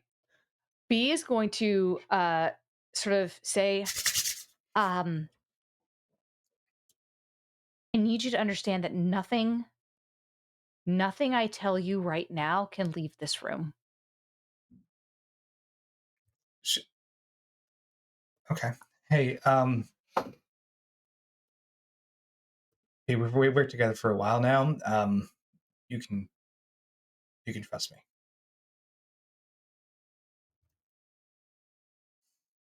The silence is an end of the world.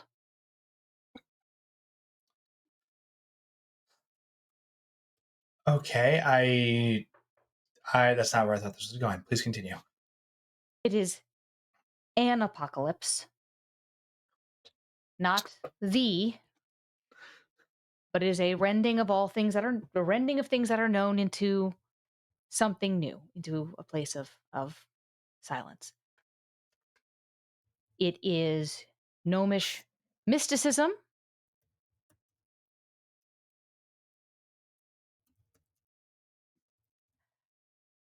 And here's how you avoid it. and B is going to sit there and walk Rory through everything she has done for the past 65 years of her life to shut this shit down and shut it out. 2 hours later, Rory, who has just been listening intently and occasionally taking some very, very, very vague but meaningful notes to her, has actually, she says, well,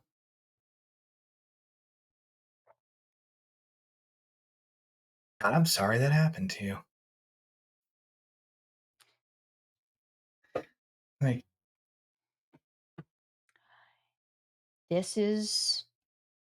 That's life. It's got to happen to somebody. At least it happened to me. I can handle it.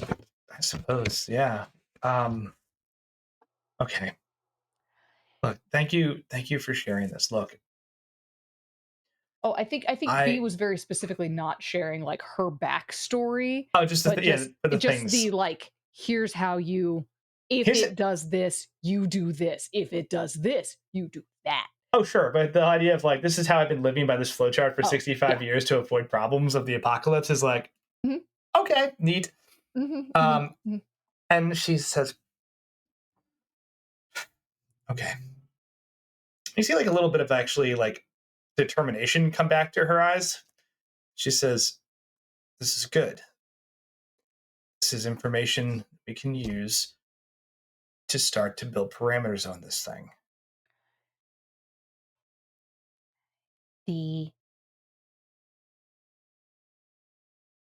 The cultists of the silence cannot have your research. Of course not.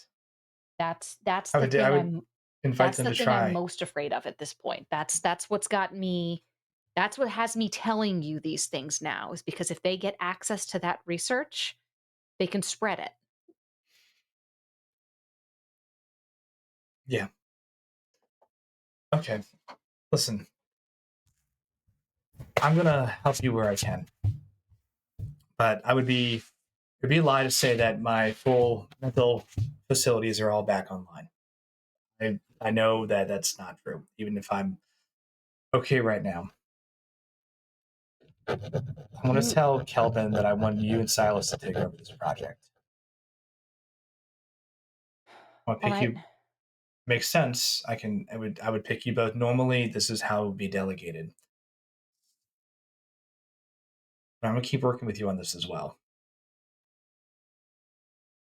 The best thing you can do for me right now is take care of yourself. And if anything happens, if it comes back, if it speaks in the quiet again, if it asks you to do anything, And she sort of touches her throat. let me know. She says, "This." Hold up a couple of her notes. Is exactly what I need to get back on my feet. Now I now have pieces of a formula we can start putting together. So thank you. You're welcome.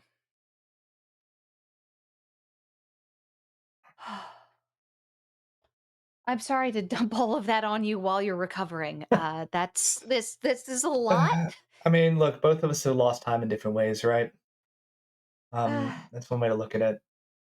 And she like picks up the cupcake and actually starts to eat it. um, I think that's says, kind of what lets the tension kind of leave B's shoulders just a little bit. she says, "Look, I have to stay here, right? There's still the potential of like residual magical effects, but like, get out of here. Go get some food. Like, go relax. right, right, You know, we'll tackle more in the morning. I mean, Lord, right. as we still have a report to write. Yeah, yeah. And I've got to go back to talk to Kelvin at some point. But yeah, I'll send him a letter saying you're taking over the research, and we'll go from there." Awesome. Whew. I'm gonna go get drunk somewhere loud. And B's going to sort of salute her professor and is going to go Okay. out of the academy and is going to be like doing the thing where it's like, oh, I really should go talk to the black staff, but I really don't want to. I'm gonna go sneak. I'm gonna sneak out of the academy. Just duck out a back door. Just duck out a back door. You do notice it now because of your conversation. Like in that room with Rory, there is like you heard like the different like gusts of wind. You heard the rain. You hear like distant wind chimes. You hear low rumbling thunder. It's all just some type of low but continuous ambient noise. Yeah. That seemed peaceful when you walked in, but now you know is doing something. Yes. And you head out into the night. Yeah, I'm like I said, I'm gonna go. I think B. Gosh, where am I? I'm at the academy. You're in the castle ward. I'm in the castle ward. Actually, you know what? I'm gonna do this because man, this is lazy writing, but like there's a really nice bar right down the street. Hell yeah. Posh drinks, a little expensive, but you know what? It's worth every penny. You know what? I've never been to this place before. CW has a great story about getting thrown out of it. Hell yeah. I want to go see if I can get as drunk as he did and not get thrown out. Okay. That'll be a story. Or maybe I will get thrown out and I can laugh because I go farther Also true. when they throw me. As a hilarious aside, in Baldur's Gate, if you build a like throw build type character, one of your options are like if you are strong enough, you can pick up enemies and hurl them at other enemies for a shocking amount of damage. There's nothing, Charles. There's nothing better with Charles. It's there quite is good. nothing better than hitting a motherfucker with another motherfucker.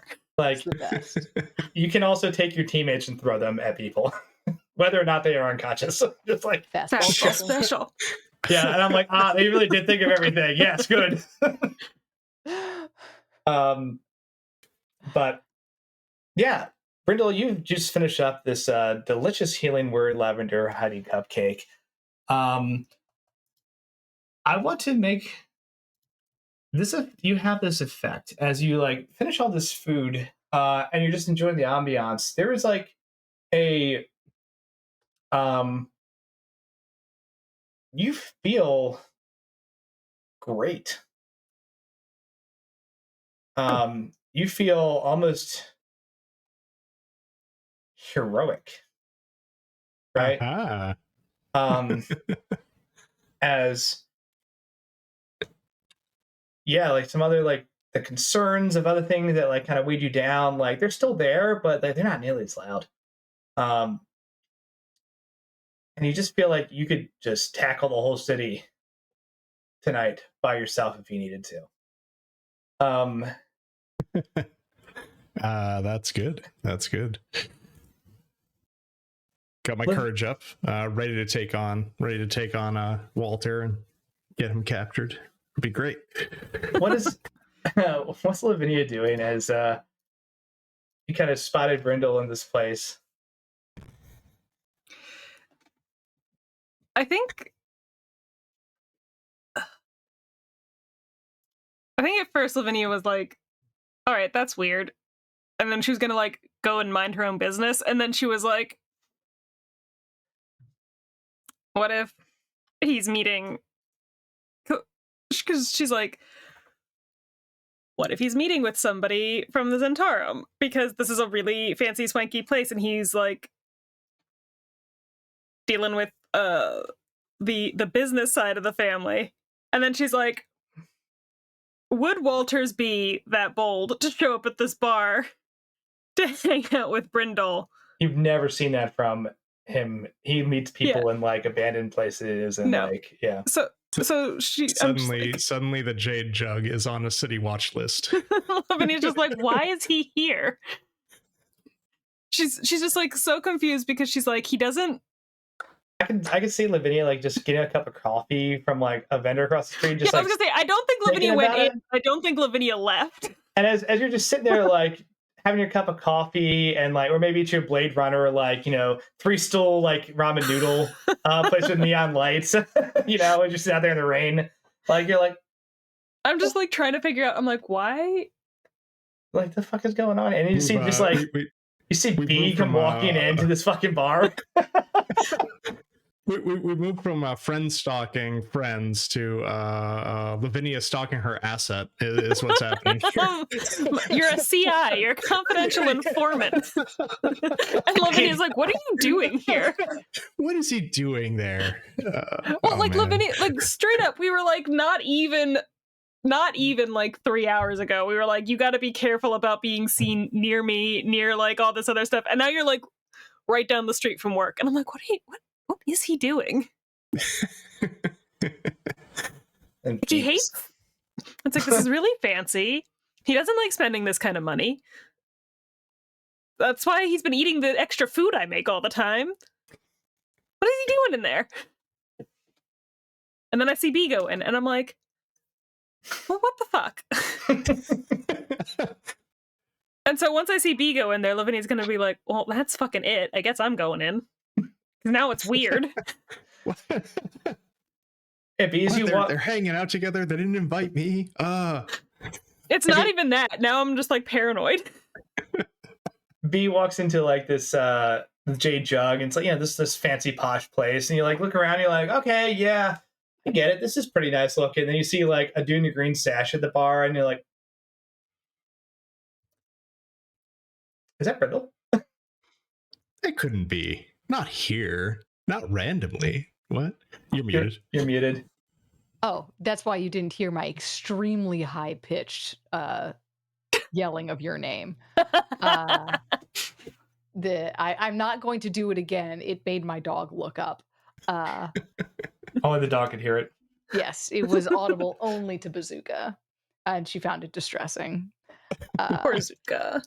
She has enough problems.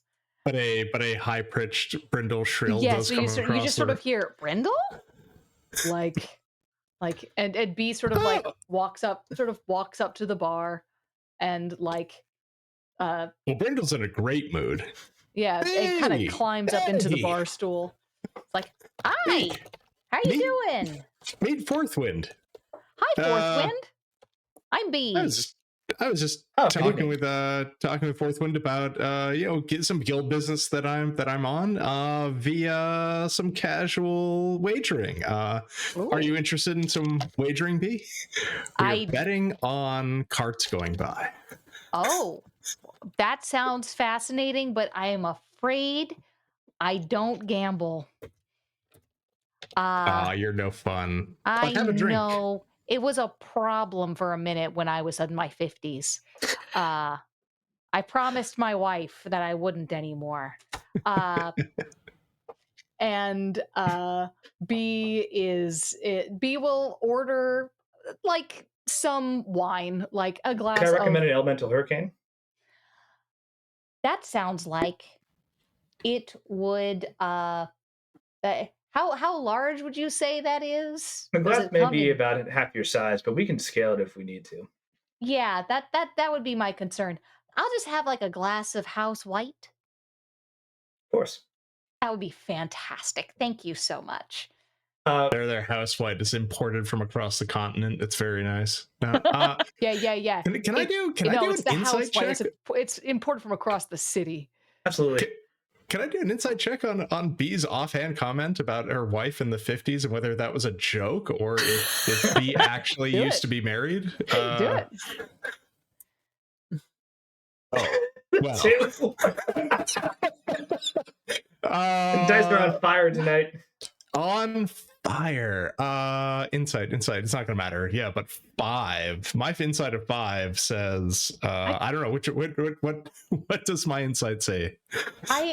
I feel like B's not actually trying to hide anything in this, but I think you just don't know. I think that's it. Like B's not trying to hide anything or like. So you see Brindle give you just a really quizzical look, and you're not even entirely sure why, because you didn't say anything that would seem like it would be out of place. But he can't quite figure it out. It's like, is that weird B humor, or like was B married before? Did I know that already? Was this a conversation that happened? Do I just not remember any of this? She died before I came to the city. So you would But- never have known her. Right. Right. So anyway, looks of confusion, but also Brindle's in a great mood. You know, he's feeling pretty heroic. Great drinks, and so far he hasn't lost the bet, I believe. So Yeah. I sent you a thing in your Discord you sure did. for Brindle. Oh yeah, cool, very neat. I will look at that. Mm. So this is actually my first time at this place. I'd passed it like a million times. I'd never bothered coming in. It's funny to see you here. Do you come here a lot, Brindle? Oh, I've never been here. No, not at all. Like I said, I was just had some guild business and was at the right place at the right time. Yeah, no, it's pretty That's great though. I'm having a lot of fun. You know, me and Fourth Wind here. Fourth Wind de Grey the Third, by the way. He has the fanciest name. I appreciate you remembering. That is a fancy name. That's a fancy name. Is that a local? That doesn't seem like a local name. No, my family's from out of town. Well, I feel like asking too many personal questions of your bartender is a faux pas. So I'll not press too much. But I'm happy to converse. Call it one question per drink. Gladly answer. I like you. I like you. So no, my family is call it complicated, but regardless, is a little bit of a celestial tint there. Ah, all right. And you see his golden eyes flash a little bit. So Yeah. Very cool. turns out Would Brindle know anything about whether or not that connects its connection there to his tattoos that he saw? go ahead, and this would be an Arcana or religion. I think they're probably about the same for me. So, which is to say, low. Let's find out how the dice feel. The dice feel about the same as they have been all evening. So, Well, would you like to roll a real die? Do you have a real die? no, I'm good on this. This is, yeah. The dice are telling the story. Tell the story. Hey, unknown. Yeah, you probably haven't spent a lot of time around celestials. You have no idea. Arcana. Yeah, I have no modifier to Arcana. Yeah, okay, there we go. Yep. Not that it would have mattered. I would have had to have B level Arcana for a 5 to probably pass Buster. So, yep. That would still have only gotten me to neat. him. Cool tattoos. That's all there. Yeah, I think B will sort of just sort of chit chat, do a little bit of small talk, sort of ask Brindle like, I don't actually know all that much about what the Grocers Guild even does. What the like They're a foundation of the city. Are They you are kidding the me? foundation of the city. Like we don't grow food here in the city, right? There's no place for it. Like how do you get all the food into the city and onto your table and into these fine establishments without the Grocers Guild? Everybody would starve. Like a necessity and a cornerstone of everyday life here. Which means we have to scope out new locations occasionally for vending and see getting a feel for each area. And I take it upon myself to do these duties, but have fun doing it, right? And then he cheers us with Fourth Wind again, and B. Cheers. Cheers. Well, if I wouldn't call this inspection, more of a impromptu liaison. If you'd like, I could introduce you to the manager, which is always inspection. Oh my gosh! Oh no, I wouldn't call it that. This is more of a informal liaison, but we pride ourselves on our farm to table mentality. So if you'd like to talk to the manager, I'm sure she'd have some great insights. The manager, I don't know. So here's the thing: you've been here like 3 years, and I'm just asking about like the environment. Like, what's the area like around here, right? Like, if I wanted to ask about how your establishment worked and maybe like what goods you would need and whether or not the Grocers Guild could help you out. Well, yeah, no, I'll totally talk to her actually. I'll go wave her down next time I see her. Oh, yeah, great. Sure. When the Speaking of opportunity her, strikes. can you resend her name? Because I think I missed it. name Amarantha. is Amarantha Rundar. Hold on.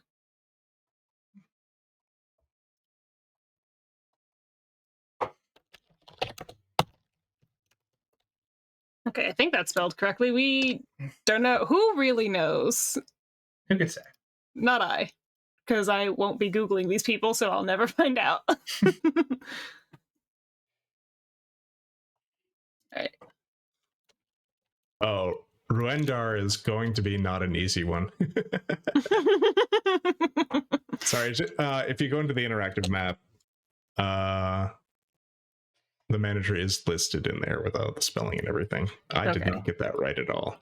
Okay, I might look at that a little bit later.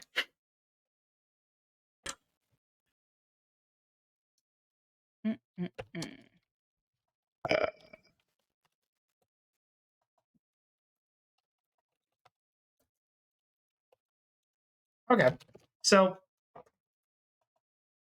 you have some time to kind of just you get your wine, you get some time to drink and catch up a bit, and Lavinia is not far behind.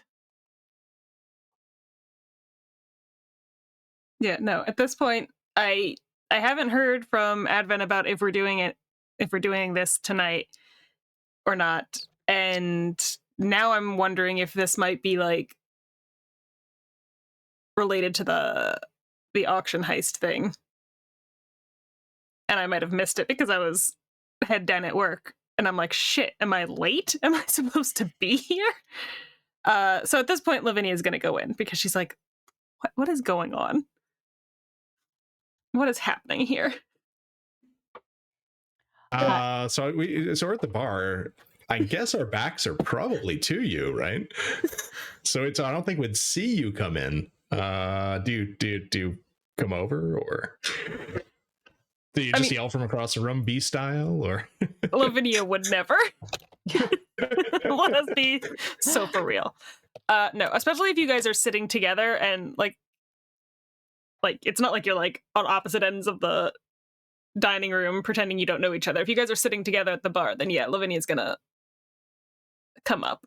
I think as you come in, B is like telling the story of her tragic loss at poker that finally convinced that finally caused the fight that made her wife say, "You've got to stop. Oh yeah, You've got to stop." So she's sort of telling this dramatic tale. I'm gonna put a picture of your bartender up.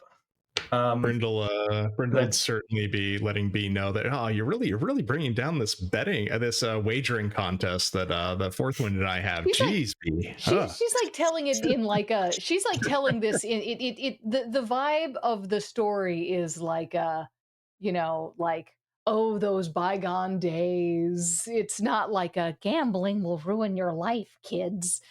So is that Fourth Wind who's up, or is that I put a picture of Fourth Wind up. It's slightly different description, but got kind of like the dark hair. It's a little longer in the back, but it has like these golden celestial eyes, kind of like I said, thin, tall, wearing a nice suit, and has those yeah. That's a demon twink. I was gonna say that's just a slightly less twinkish demon twink. That's the demon twink. Look, it was either this or something real anime, and I was like, "This is I'm gonna go see anime." This is there was some. And I was like, what can I find as a good image? Like, this seemed most reasonable. There's some that are just silly. All right, I guess he is dressed appropriately for bartending in an upscale establishment. I'll give it to him. Yeah. Guess skinny ties are in right now. Is that it? All right. Yeah. A bit. Of course. A bit. Straight as tie. I think Lavinia just kind of like appears. She doesn't sit down. She's just like standing next to one of you guys at the bar. Of course, Holy shit, Lavinia. Hey, Lavinia. Oh, you're here too. That's awesome. Who knew? That's great. Have a seat. Have Fourth Wind. This is Lavinia. Lavinia Fourth Wind. Hi. Good evening. Can I get you a drink? The wine's Also, nice. do you want to bet about carts? Why would I bet about carts? Because that's what we're doing. Here, get a drink. Also, Also, does- Bee was telling us about her gambling addiction and how much fun it was to get in a fight with her ex about it. It wasn't an addiction. As I was telling Brindle here earlier, the Afterlife Casino is phenomenal. You can, if you're into different sorts of games, both table, card, or more unstructured games. they That's have the everything. Castellanter's new place, isn't it? No, it is. Have you heard of it? I might have read something about it, yes. Different vibe here, although I must admit I did feel a little out of place there. But, yeah. Oh, wait, why is that? Why are we out of place? Oh. Celestial in a Hell's-themed bar. Casino. Oh. Faux pas, probably, but nobody bothered me. And just, But it was just aesthetic, wasn't it? of course, all people just like me getting paid to run their drinks and, you know, do whatever they have to do to make the customers happy. It's a very, very fun ambiance, though. It gives a little bit of risk, but nothing actually dangerous.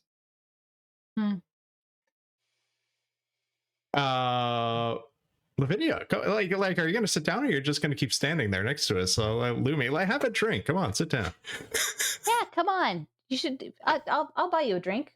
Here, get. Oh, you should buy me a drink too. I'll get another one on Beast tab. Of course. Also, unless we see that cart go by, I think you owe me a drink there, fourth one. So, No, he pulled What out a little pocket watch and is like, "That's early." What card are you even looking for? I finished. What's it called? I'd say you might not be allowed to bet because you'd be you might have inside information about the frequency of certain carts that go by here. Don't you work right across the street?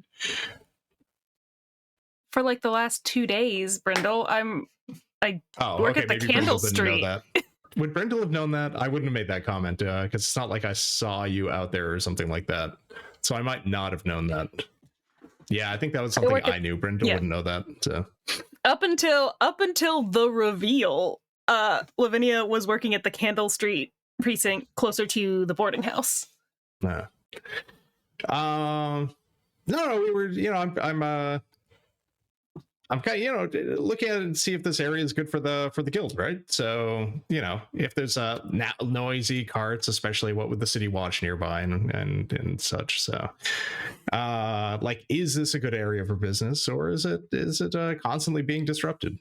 So, I would like all of you at the bar to make a perception check, please. Yeah, As sure. the night is going on, you can see actually fancier clientele are coming in and out. I am pretty darn perceptive. That is a 22. 19. 15. Okay. B don't give a fuck. Well, B gives a kind of a fuck. B kind of get B's like looking around, but is not. B's wisdom is not great. B's here to drink. I'm here to drink. I've made my high roll. I'm here to drink and be around people. Brindle and Lavinia. There's a moment, and you can picture this in like a movie. It's like the crowds are coming in and out. People are laughing and talking. Glasses are clinking. There's, like I said, unseen servants playing like some music. There are people getting their keys and going upstairs. There are people heading to like the back amenities where there's basically just like private meeting rooms and like quite quiet little like VIP spaces for just like exclusive dining and being like doted on, those kind of things. You two, Brindle and Lavinia, see a figure for a second. Kind of walk between two of these like posh white, I think probably faux marble, but like columns in this restaurant. And he looks incredibly familiar. and gives you both, makes eye contact with both of you as you look in this direction, and he gives you a little wink, and then disappears. And Is it Hagen in disguise? no, Is it- Hagen. Hagen. This figure is a little more like tall and striking. Hagen can't pull that off. Hey, Andy. Hmm? What color are his eyes? Are they the same color? They are the same colors. Okay. Your first instinct is like, shit, it's that guy, and it's not him. That bitch. It's not the crazy assassin. No, this is actually, your brain kind of cycles and is like, I feel like I just saw this person like yesterday. But there's a gap. Is there a roll that I can make to try to suss the History. I will also take perception or investigation. I did not see this person. I did not roll high enough, correct? No, it was very fast. But yeah, I'm gonna nice. do history. Nice dude in a suit, kind of very clean, but like mundane features. Something very familiar about him. If it's the greasy bitch, I'm gonna be so mad. We both saw yesterday? I'm sorry, I take that back. I'm mistaken. Lavinia would have seen him. Okay. So Okay. that's my mistake with continuity. All right, then I won't be doing history check on. Actually, I won't do the roll then because I wouldn't recognize them. So that's Is it the demon twink? I rolled a 15 and it's +2, so 17. Is it the demon twink? No, I'm 17. A lot of same vibes from that awkward conversation you had in the bar, the astral plane. Oh, Not is the it demon twink, the demon beefcake? Oh, it's my actual demon. Mm-hmm. But obviously not a demon, right? Oh, Just a dude in a suit. But there's a lot of familiarity there. And you but just he's like, walked into this posh place, clearly saw you, just gave you a wink, and just kept walking.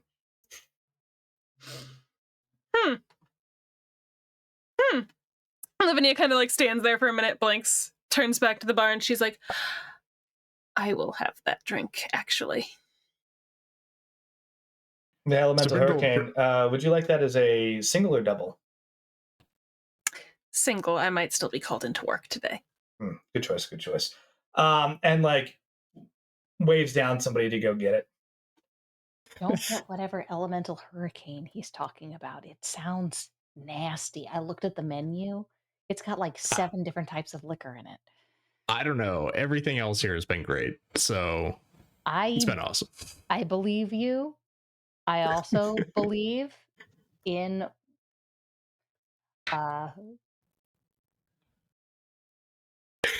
not paying that much money for 7 different kinds of liquor.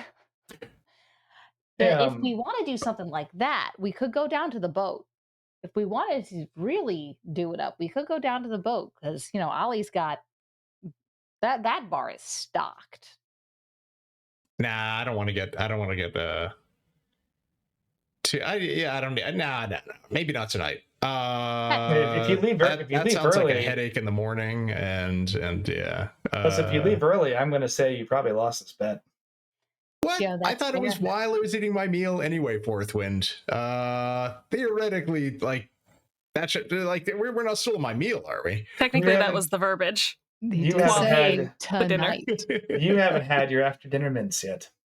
Oh, I see. Stalling for time. And as sure as Brindle heckles Fourth Wind, and then and so on and so on. Just enjoying it. At some point he does because Brindle did notice the guy walking by, right? And then clearly saw the recognition of some sort. It did look at Lavinia and immediately, seeing the wink, and then Lavinia being like, "I'll take that drink." So at some point, Brindle will be like, "So who's that guy that was walking through the bar?" What? Oh, the winking guy.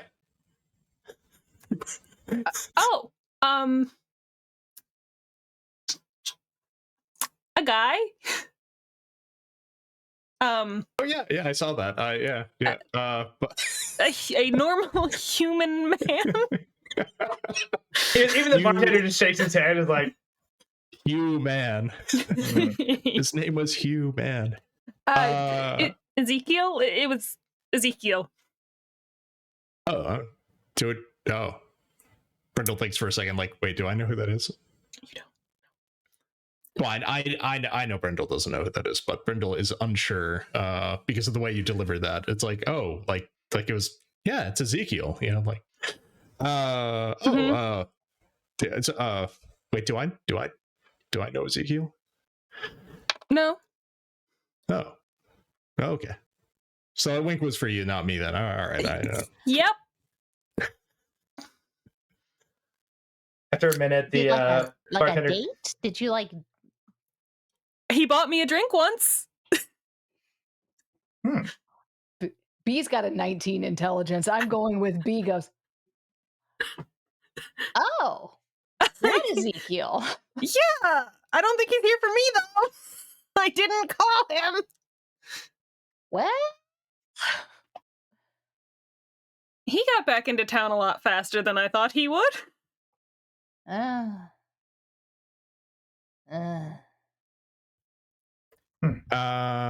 would I roll to see if Brindle could try and put this together? That's 100% insight. Yeah.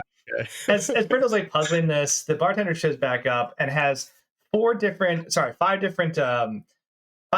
jars in one like actual drink, like glass, and proceeds to literally pour a small jar of tornado, a small jar of fire, a small jar of like almost arcing lightning, and a small jar of just like snow in a like almost hail vortex into this just like swirling drink that turns like a almost like neon purple color, and just like emits like a little bit of like smoke and the occasional like small spark. And he says, "Don't worry, the smoke and the spark are for ambiance, perfectly safe. Please enjoy." Whoa, that's One cool. elemental hurricane. Just down it. This is a very large drink. It's half a B size. Lavinia was raised by an ex-soldier with a lot of weird eccentricities and friends. That's true. We'll have no quitter. Nope. Damn. But yeah, what was your insight? Oh, my insight was 12 total. I mean, I knew they went somewhere. I don't know if I would have been able to piece enough of this together, or like how like I wouldn't even know if it was from yesterday, right? So no, Yeah. but you can definitely tell. Like, it's kind of obvious, but it's like, yeah, Lavinia's definitely ducking this one. yeah, like that's clear as day. But like, Lavinia, Brindle lets it pass. It's not like he could just keep prodding, but like, hey, lets it go. He's like, yeah, whatever. probably a bad date. What was that? What was that, B? I'm a little drunk, so I'm going to ask you an invasive personal question. Do you date?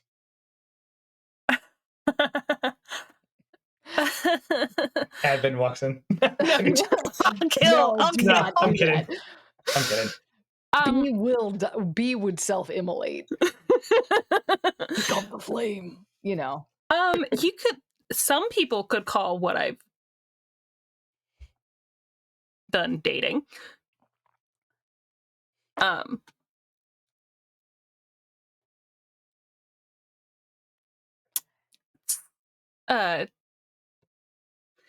Timing is always really an issue. Yeah. Timing has always been more of an issue than willing participants. I can get that. I understand that.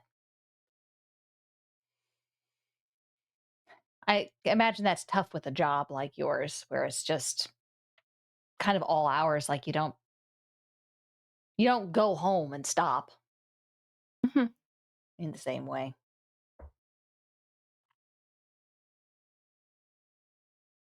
Yeah, and Brindle just like awkwardly like listens in on this conversation while also just looking over at Fourth Wind and then looking back to you guys. And it's difficult for that. The job makes it difficult on several layers. There's the time it takes. There's the fact that most people don't like the job I have. Hmm. I think Fourth Wind steps in with a little bit of bartender free advice because he's there. Oh no. And just says, well, I mean, look, if you're busy and you're career oriented, like, heck yeah, you're gonna go far. But best advice I ever got from my family: don't date your coworkers. That is good advice. Mm-hmm. And he like looks at you, see him look across the bar at like the hostess, and is like, never ends well. Yep. You're the curse tonight. I tried to do an insight check on him, but it was a very obvious thing. I was like, does he glance over at the manager? But clearly he did. Still, Brindle might have still missed it. So yeah. Jeez. I think he says that, and Lavinia is kind of like, well, that's the thing. I wouldn't say I dated him. You want another drink? Wait, the guy that just went by, or one of your coworkers? No, Brindle, you and I are not going to have this conversation. What? What? Okay. I'll get another drink. I'll ask. Not on my tab, though. All right. I think at this point, Fourth Wind owes me a drink. Let me go check on those after dinner mints. I'm sure they're done by now. And he fiddles around for a minute, and then you see he's like, yeah, I've lost this one, and turns around, gives you these very nice decorative almost they've got the jade jug insignia actually drawn on them in sugar or what in the mints, and it's ooh, fancy mints. Very well. First drinks was on me, right? So there we go. All right. Now you're a man of your word, and I had a lot of fun with this. So this was nice. Usually people come in here and they're kind of assholes, right? People expect a certain vibe from this place, and I appreciate you all just being normal, right? Fun, even. Brindle looks around into the other two. Oh, go on. Sorry. If there's one thing you can say about wizards, it's that we're very normal. Oh. We're all normal here. We're all very normal here. Cheers to normal. Cheers to normal indeed. And clinks another empty glass with you guys. And you see he slides you the bill. He starts sliding out the bills for people. He's like, no rush, just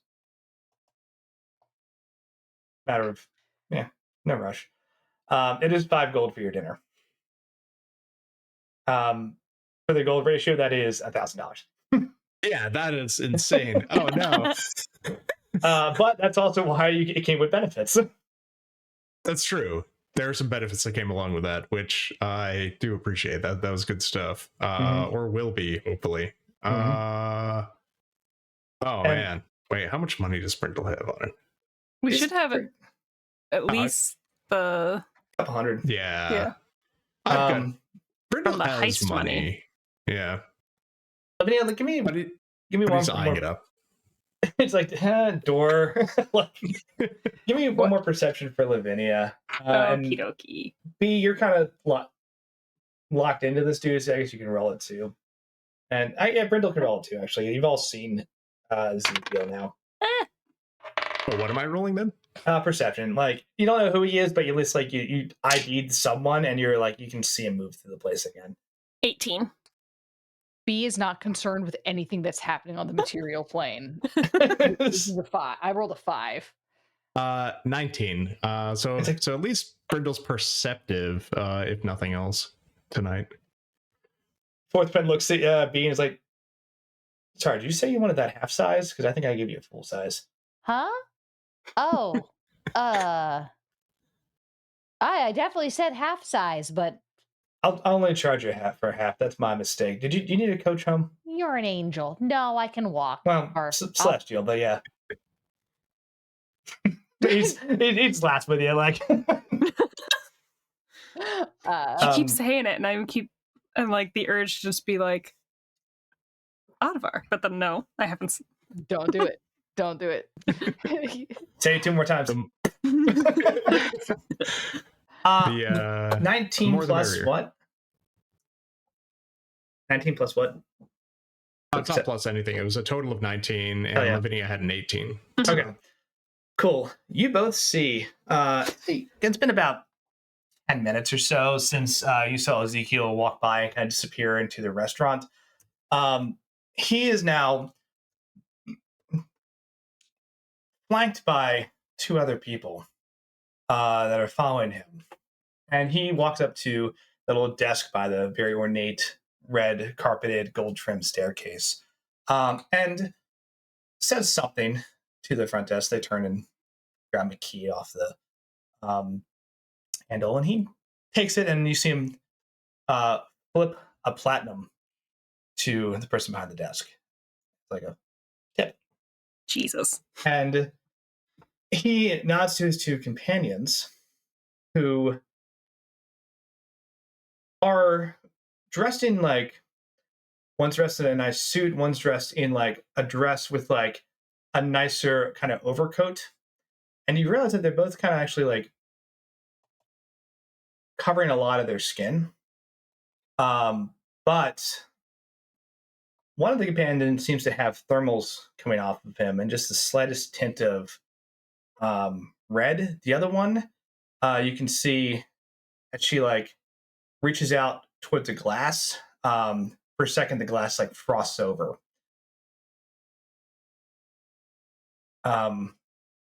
Then quickly puts the glass down, and the 3 of them retreat upstairs. I think Brindle, upon seeing this Ezekiel again, would have sort of just like pointed over at him. Just like, Look, it's a guy you didn't date who might be from your work. immediately slams her. She's like, no, that's not the same guy. That's a different guy. I mean, that guy bought me a drink. We had a conversation. The guy from my work is not the same guy. Wait, the guy I saw earlier that winked at you isn't the same guy that just came through? No, he's the same guy that came through. You said something about work, and I don't work with him. Wait, you didn't. Oh, no. Okay, so he's the guy you didn't. He's the guy you didn't date that you also didn't work with. Yeah. Brindle takes another drink.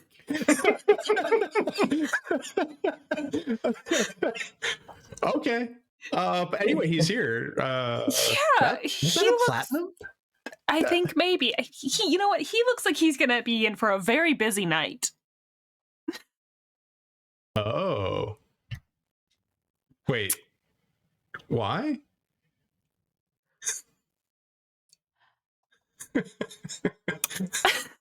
just kind of like looks at him, looks at Fourth One to see if he saw any of this. Fourth One has just proceeded to like uncork another bottle of like Rosnar ruby wine, and it's just to, like put it on the counter, and it's been like, we have excess. I was gonna say that's not a. He's on a date. He's on a date with those people. Oh. So he's gonna. I thought they were just like associates, or I guess this is an inn. Yeah, I think you're right. We pride ourselves. Brindle grabs the bottle and pours himself a little bit more. We pride ourselves on discretion here. It's not this kind of establishment, but it is a kind of establishment that professionally just leaves people's business to themselves. Consenting adults, so on and so forth. Absolutely. So, Yeah, what time is it? Does anyone know what time it is? It's Time. It's Time. later than you want it to be. Yeah.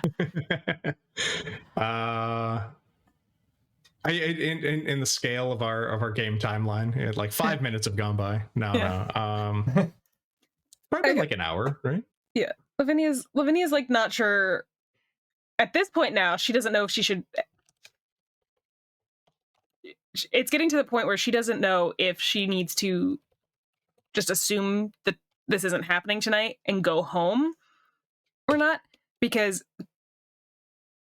the dock, it is a walk. It would be a tedious walk home, and if she gets all the way home and then has to turn around and come back for the prisoner transfer, she's gonna be pissed.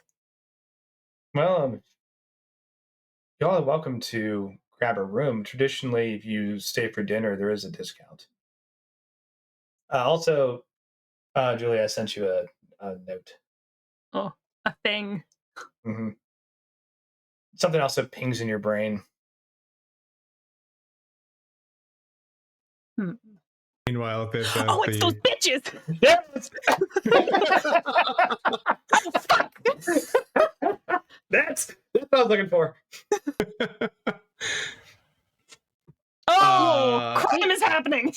Wait, is there any outward appearance from Lavinia about like this recognition? Okay, that's worth an inside check. That's 100% worth an inside check. Did Lavinia just fully say, "Oh, it's those bitches"? I think I did.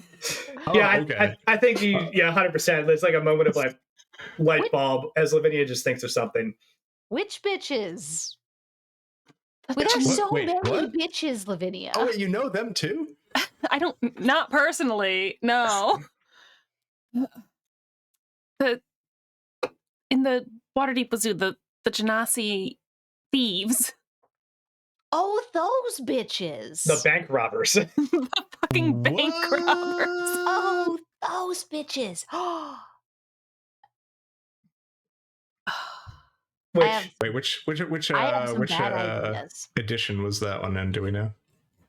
I can pull it up. I can also I'll prompt one more thing. Genasi Duo's Trail of Chaos, robbery at the Castle Lantern Bank. Got it. All right. Yep. Yeah. The Robin Castle Lantern Banks. Here's the thing. This is all adding up to what Lavinia and the demon were talking about, where it's like, hey, the Castle Lanterns are up to some demonic shit. And Lavinia was like, bet. I don't like them. I suspected they were up to some demonic shit. And so if these people who are allies with the demon who doesn't like them doing demonic shit is helping them rob their banks, that'd be nuts. Yeah. Wait, so are they up to demonic shit or devilry? Because those are Devilry. two different things. They're up to devilry. The Castle Lanterns are up to devilry. Allegedly. The Castle Lanterns are allegedly up to devilry. Okay. So, because if it was demonic, they own a devil-themed casino. Yeah, they own a devil-themed casino and a bank, and I know for a fact they were the source. Their box was the source of the devils. Clever demon worshippers act like devils right up until they stop. Yeah. So now I know that these Genasi are hanging out with the demon who specifically said, hey, you got some devilry going on with your nobility. I can help you deal with that. He's hot, though. He's hot. Some kind of a double dealing demon. Well, no. Devil. This isn't... Well, here's the thing. So he didn't tell me specifically which noble family it was. I made the connection to the Castle Lanterns based on the other information that I had from the game, being the noble family who was interested in the arts, and what I knew about the fact that the devils were summoned from their box during the show. I saw the light during the show come out of their box. It was confirmed by Isaac and Amund that the source started from their box that destroyed the theater. There's a photo of Ezekiel from the astral plane as a very hot Cambrian. Yes. And then the Castle Lanterns, I implied to Amalia Castellanter, to her face, that I know she was doing some devilry shit at the museum. And she was like, noted. And then I read about in the newspaper that they have their own special devilry-themed casino. And now the devil, who said that he doesn't like a particular noble family who's been doing devilry shit, is hanging out with two people who have also robbed the Castellanters. So clearly all the this, Castellanter conspiracy is accurate, is what I'm saying. So clearly this devil, so the Castellanters are into devils, and clearly this devil is working against them and stealing their money, and the Castellanters definitely aren't stealing their own money, for sure, right? Probably. It's No, I think the Castellanters are stealing their own money, stealing money from their own bank. But that's just my that's my a possibility. It's also a known fact that like devils are not a monolith. There's a lot of infighting. Yeah. theory. They're not like demons will kill each other, but they will Game of Thrones each other and just like cut for power. You know. Yeah, he implied that he wants the city to keep running as it is because it benefits him to keep it running correctly. And he implies that what the Castellanters are getting ready to do will be extremely disruptive. Was the implication of our bar date. Oh. And you think can you trust what he was saying? I don't trust him enough to use the summoning scroll that he gave me that I made be put in the bag with the green rock. Oh wait, we could summon him down here right now. He could join for drinks. I can technically summon him. Wait. I'm not doing shit with green rock. No. Oh, wait, Remember, what? I gave you the scroll because I didn't want to put the scroll. Oh, right. Yeah. No, it's just in there with green rock. It's in there with green rock. Yes. Yeah, because remember, I asked if green rock would take offense to having to share the space with my. Yeah. No. We're a lot careful with green rock's feelings when it does not have glands with which to produce feelings. I didn't mean like a sensory thing. No. I'm aware. It doesn't really feel things. We were talking about this at one point, just being like, I don't actually think it knows Bee's name. It just calls her Courier, and it's like probably gonna look back fondly in like 100 years and be like, I like the short Courier. I thought she was fun. Yeah, I think that would be shocking that it it actually identified the couriers as different couriers as opposed to just like what you're the courier. Yeah. I feel like there's probably couriers that are less shit than others. Yeah, I don't think it would refer to Dagalt Neverember as a good with any like fondness. Yeah. It's got a lot of memories or a lack of memories from Dagalt, and it's pretty pissed. Yeah. But yeah, so the ire of Mr. Greenrock. You clock that interaction as the three of them head upstairs to a hotel room.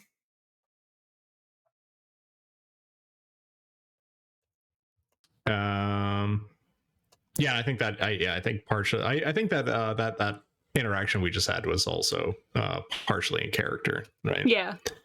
So yes and no. You know what they say? No. This man is here. Patron barkeeper confidentiality. Mm-hmm. No one has ever said that. I work for tips. That's fair. Listen, when I go home, no, this is my business, but I do have to pay rent. Don't we all? So true, bestie. You know what's great about being a gnome? So true. You need so much less space. That's good. That's how you get you with the square footage. Yeah, that's the problem. You know, you want to rent a room, and it's like, I want a room. I want like a gnome-sized room, but like I can only get human-sized rooms in this city. It's a huge city. Where are the gnome houses? You wouldn't know. You wouldn't be able to see them. They're bitty. Fourth win about this bill. Have you been to... what? Go on. Actually, fourth one just says, this isn't like, it's not legal, but some people do, like, especially gnomes, dwarves, people who are used to like living underground, they do live under the city. Oh, I'm fully aware of that. Believe me, I'm aware of that. The rent's really cheap because they don't pay it. Sometimes the problem is when you go down into the Undercity, you deal with all of the Undercity problems. You do. Most you could of them get aren't in in the Undercity. They're not in the scary bits, but you just wind up dealing with a lot of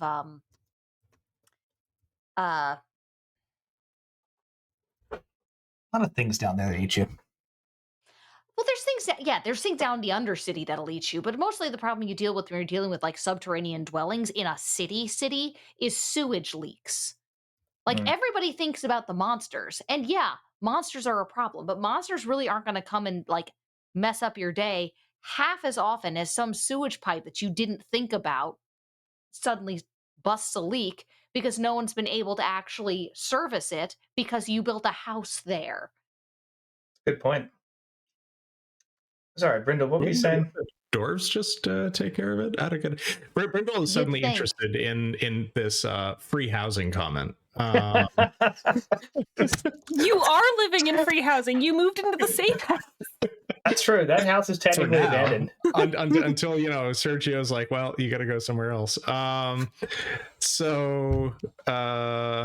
right, yeah. Fourth one, you work for Tips, right? I do. So what if we changed slightly the nature of our bet, in the sense that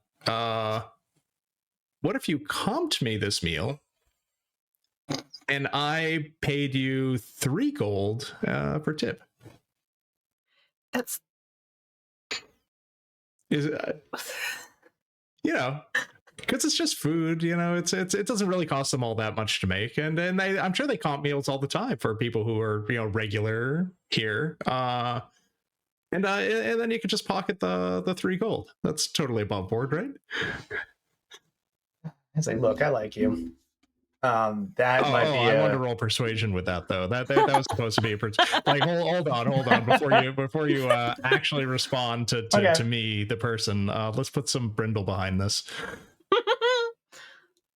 Oh yeah, Brindle swindle. Get the Brindle swindle. Let's go. Fuck yeah.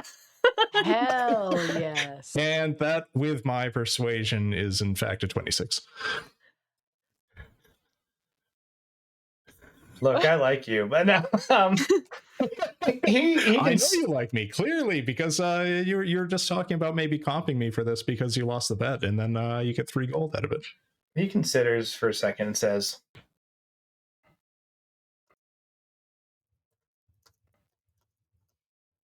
all right, here's what we're gonna do. Call it 4 gold for everything, much like the wine, the hurricane. I'm gonna bring over the manager and tell her that you're interested in starting a new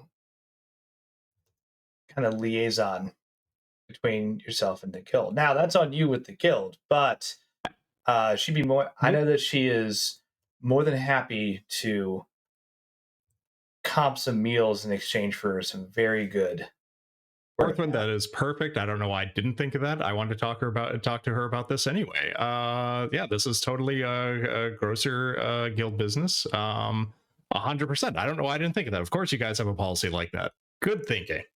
Yeah, that.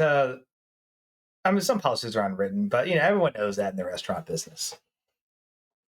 Let me go get her real quick. And he waves Amathara down. I'm gonna leave a good tip for this young man anyway. I think he seems nice.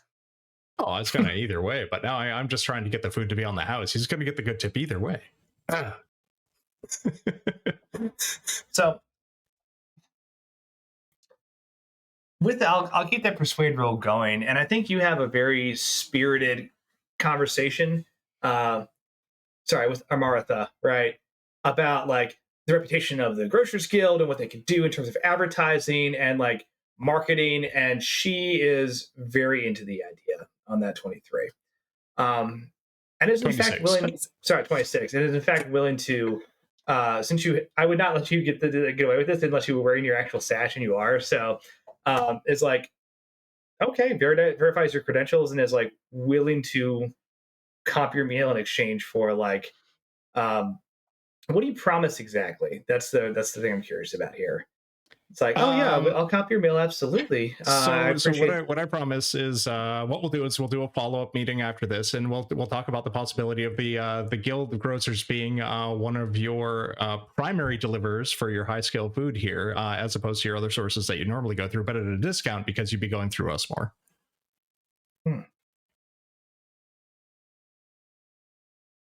Yep. Mutually beneficial. I like your style. Tell you what. She hands you her card and says,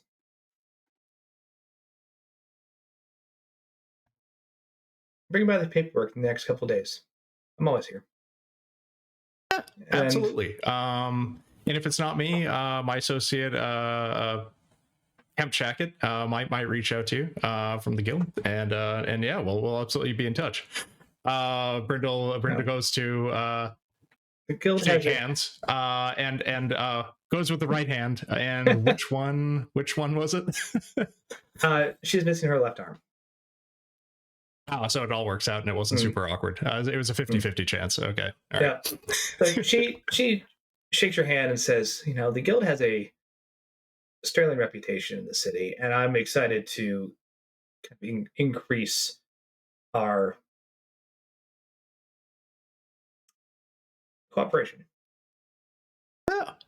I don't usually give out free meals, but you see the green sash, and that it's going to be both honesty and, let's face it, a little bit of profit. It's clearly just an investment. And I wanted to make special note of Porthwind over here, who was integral in this liaison. Really great guy. Probably wouldn't have happened without him. She gives him a look, and it's like, oh, really? And he's like, just trying to make the jug better. And she gives him a little smile and says, okay. Says, yeah, combine a few days with the paperwork. We'll sort it out. Yeah, will do. Awesome. And then Brenda goes back over to the bar. I assume they kind of stood away from the bar and met and talked about all this. And yeah, they had a quick conversation off to the side. Yeah. And then I think Brenda goes back over. 26 persuade. Making up for all those twos tonight. Yeah. That was the one you needed. Yeah. Tonight was not so a being high thrown out night. onto the street as the cart was going by, which is if I had rolled a 1, right? Mm-hmm. Get out of here! Give me your money. No. Anyway, yeah, I think that's all Brindle's up to with that. So he just saved us a little bit of money. There's all that really just to save a couple gold. But 4 gold for everything. That's not too bad. Yeah. No, that's still pretty bad. Yeah, but it's going in Forthwind's pocket because we got the meal comp. That's true. Oh, that's true. It's a tip for him, and this could be useful for us later as a personal connection. So we'll see. It's just some redistribution. It's fine. For Lavinia and B, you don't get the full effect, so you didn't have dinner, but you do get a D10 of extra hit points. Ooh. And you are temporarily immune to becoming frightened. Ooh. As you will feel a little more bold with these drinks in you. Right? You get the partial benefits of a hero feast. You see that roll, Andy? I did. That's brutal. See my 2d10. 4. That meal was not as good as I was led to believe. No, still not as bad as Jen rolling 3 nat 1s in a row on Owlbear. It was just cursed. But okay, Nate. So that's my temporary hit point boost. Is that 4? It's good stuff. That's fine. Mine is 3. So. And more importantly, I got an 8. More importantly, with the temp hit points, you get those temp hit points, but also your HP currently is added to that, right? Your HP increases that much. Yeah, it will. This is temporary. It will go back down. So if you were healed, you can heal back up to your new HP level. That's right. That's right. But it is temporary. It will go away in the morning. Okay. But So keep that separate for how you log it. So, but there's a lot of these places, and I think Lavinia will probably be aware of this. Like a lot of restaurants and bars, like sometimes there's additional like you're paying for additional comp magic effects as well for like cool little things that like are fun. You know. Cool. But I have with really high hit points for a level 4 wizard. I'm Sounds pretty like sure that sounds like a Brindle has the challenge. lowest hit points of the group. Oh yeah, I'm pretty sure B actually has more hit points, especially now that you got that 8 Yeah. on there. And I think what I'm going to do to make life a little easier too is I'll sort this out with JD on the back end, but at some point Rib joins you in the bar. Sweet. Okay, yeah. I'm going to put him in there with you guys, and you're all going to start there next session. Riv also walks through, winks at Lavinia, and leaves. Walks but is in upstairs with form the other that 3. Nobody Yeah, it's knows. really, yeah, exactly. Yeah. Lavinia's like, this might as well happen. This is bullshit. It turns out Fourth Wind was Riv the whole time. You know? That would be hilarious. That would be You know? good. It was like, what? I've got multiple jobs. Come on, acting doesn't pay that well. The theater's closed right now. I'm out of work. This is the classic route. That's good. So as you guys are kind of winding down for the evening, the question does become like, do you catch a carriage home, or do you hang out here, or do you stay here for the night? It is expensive to stay here. I'm not going to stay here for the night. That would be actually insane. What is closer to us? Honestly, for like a couple silver, you can take a carriage back home pretty quick. I was gonna say, I'm not gonna. I might go to my dad's house. Your dad's house is closer. Yeah. So keep in mind, it's only is CW's boat closer? No, the that's dock about boat's the way same. the heck on away. That's about the same it's distance from the only- boarding house. it's only 9 or 10 p.m. though at this point, right? Correct. Yeah, but the thing is, it's like, if, as far as Lavinia is concerned, I'm still wondering if we're going to do the move, Yeah. which you and I have not discussed, but You and I have not discussed this, but Brindle has other stuff going on with Geraldine and whatnot, and after scoping out this area, has a halfway decent guess that this will probably be where Walter will do his thing. Yeah, So after- Brindle's okay, just kind of killing. This. no. Yeah, but Brindle's really just kind of okay continuing to hang out here at the bar, not consuming quite the same amount of alcohol he was, right? But sort of just kind of chilling for a while. After Fourth Wind's comment, like you can see it, right? That it's a clear T intersection, resulting in a hard turn, right? And that means that whatever carriage is there, they can book it on the road most of the time. They have to slow down and be deliberate, maybe even stop to make that turn. And that's a great place to just light somebody up, as opposed to trying to hit a moving target. And you're like, oh yeah, that's And Brindle would totally share this information, except it would require him to give away so many other things, like why he's here in the first place. Sure.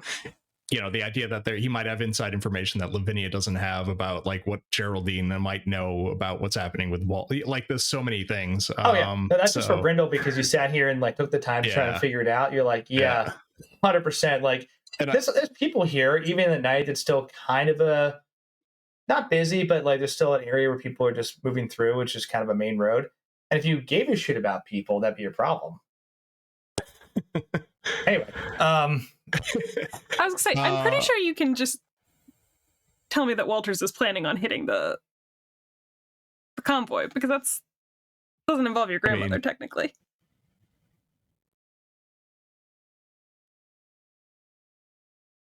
Okay, that is true. And that would be beneficial. But I need to work through whether or not Brindle wants to take the chance, because Geraldine was asking who I knew in the City Watch when I brought it up. And that if I did tell you, then it could get back to her that somebody knew, that the Watch knew ahead of time, and that could come back on me. right? So like, I love The Departed. It's so good. So this is what like Brindle is a little hesitant to share because of so many possible things that could go wrong for his triple agent lifestyle. Oh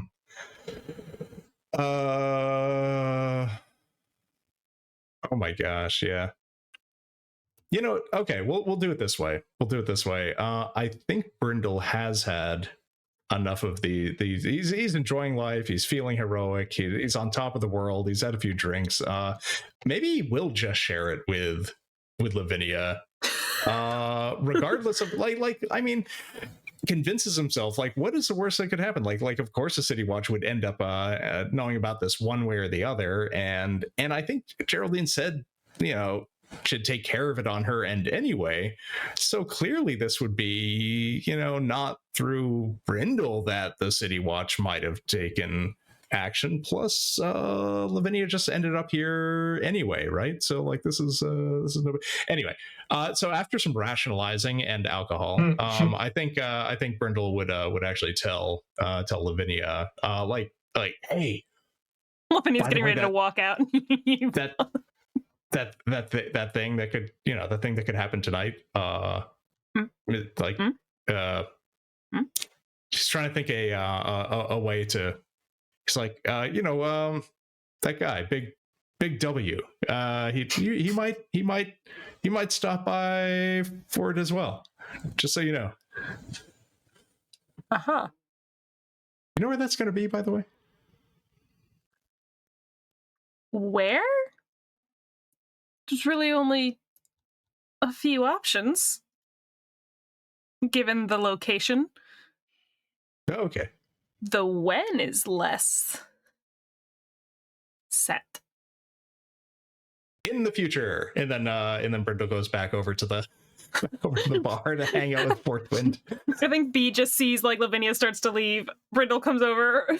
We have like a brief conversation, and then he goes back to the bar, and Lavinia's just looking at him like.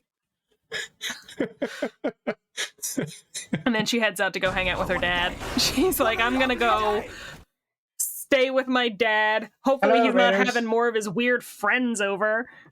I need to rest in case things happen. Hello. Pirates, Fleetswick pirates, hanging out with your dad. Cool people, right? Do you like need anything? Do you guys need any help with anything tonight? What?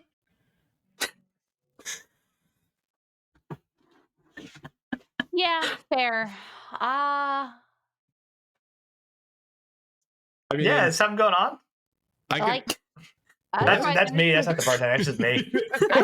I'm just gonna go. I guess I'll just go back to the library.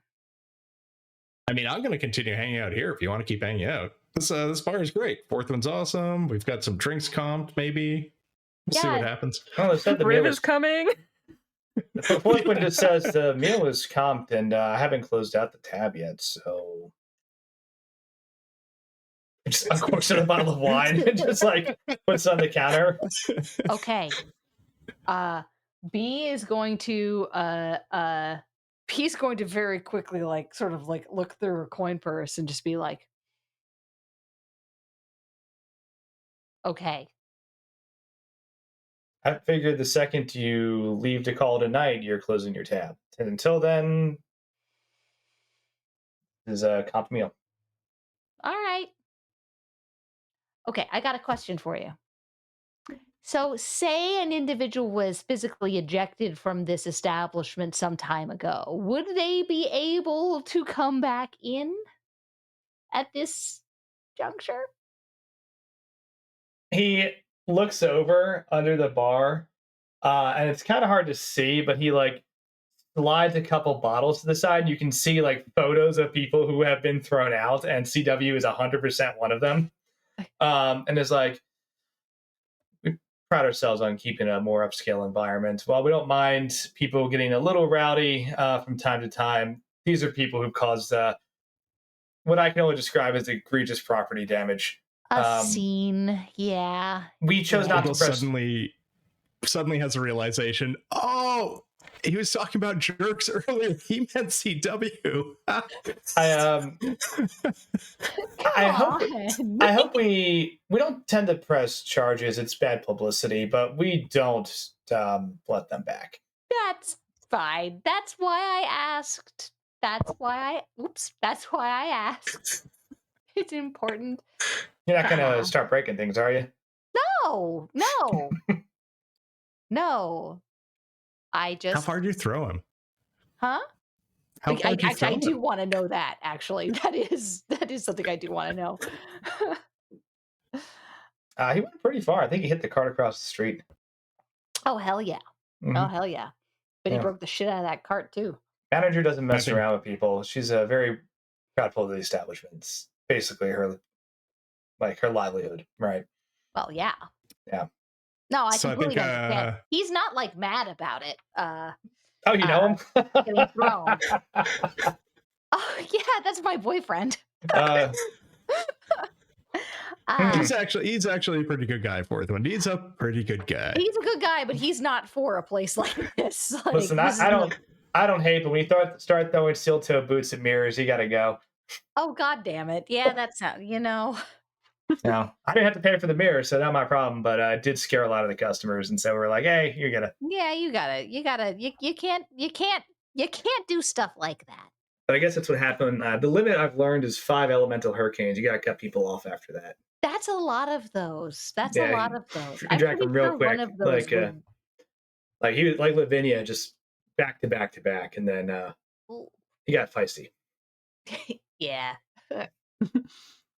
So Funny for me, but not funny for the rest of the night because all my tips left. Oh. What are you gonna do? Sorry to hear that.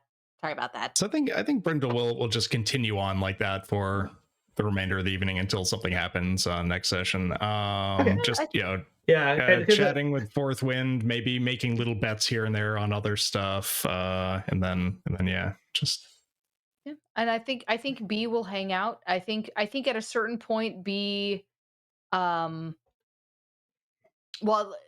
Fourth Wind and Brindle are sort of doing that. I think at a certain point B's just like academic brain itching and starts like instead like it like winds up sort of like pulling a book out of her bag and like looking through stuff and is like not being uncompanionable, like will look up, add to the conversation if asked a question, will like engage, but Fourth Wind's 100% like, oh, what are you reading? And you just start talking about like nerd stuff, wizard.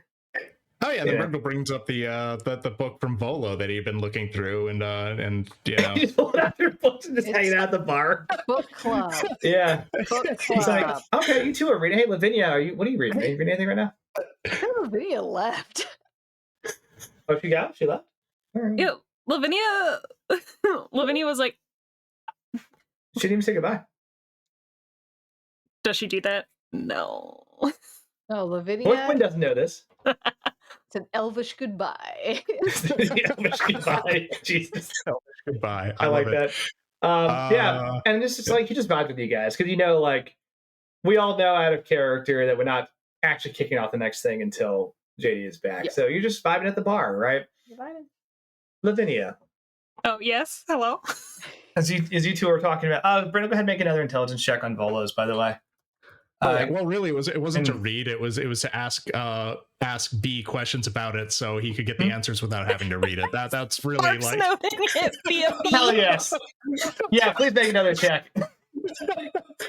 We get to like a Cliff Notes version of this, or like when ogres get mad, like how do I? You can, sure. Hey, do you know how it could not be set on fire by a necro? Like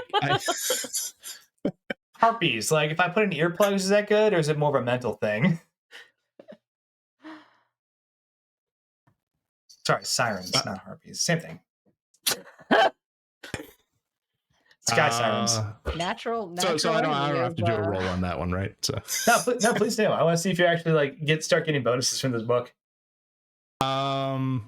Wait, what am I rolling on then? Trying to convince B to let me know things about it. Like, what am I rolling here? You do not have to convince B. She will just. And I think this is still intelligence, just as you're like going through and you're trying to like get her to like paraphrase all these things and tell you about it without having to read it.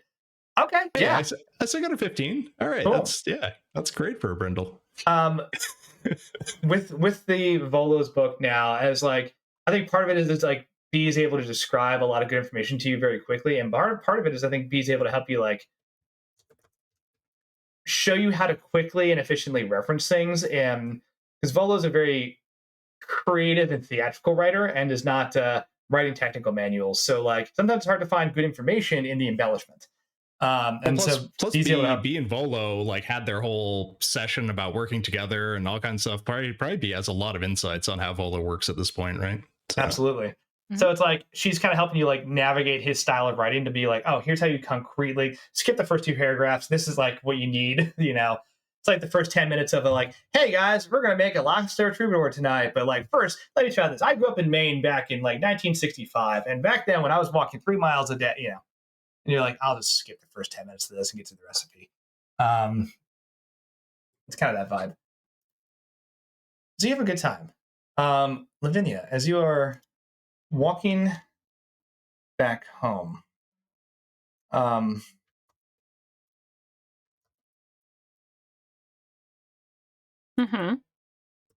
Heading over to my dad's house.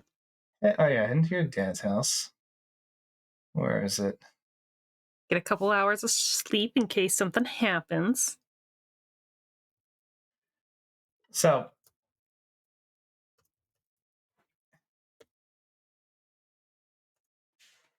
walking back home to your dad's house, and something just feels off to you about tonight, right? Like, I don't know. There's the like detainee transport, and you're like, okay, that's just there's a lot of weird stuff going on with that. A lot of just moving pieces. What's up with like Ezekiel and these, I guess, bank robbers, right? And that's kind of like probably floating through your head. And like, can you trust him? Probably not. But is he at least telling you things that fit a fact pattern? Kind of, right? What does that mean? Well, maybe useful ally, maybe a liar. Who knows? Best way to lies with the truth, etc. Right? And then outside of that, like tonight just feels odd. But it's your city. It's a place where you're like very confident in like what's around you and where you are. And there's a couple times you're just like looking over your shoulder, just feeling like a little anxious, and you're not sure what's causing that. But something's got you a little on edge. You're kind of going through this like slightly cooler jacket kind of night.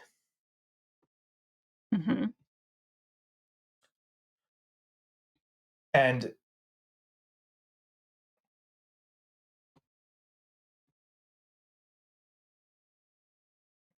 there is a message that all of you hear simultaneously from Sergio.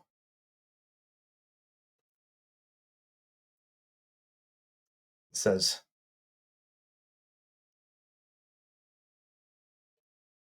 I don't know where you are right now, but if you are in the boarding house, leave immediately. Is Madam Ethelwhite okay?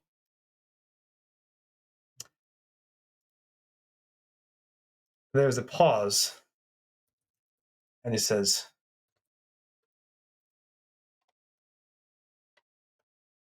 I'm working to find out right now.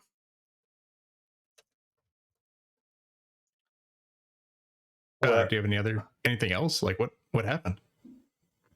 Where are you three? We're at a bar. I'm almost to my father's. Good. Go there. And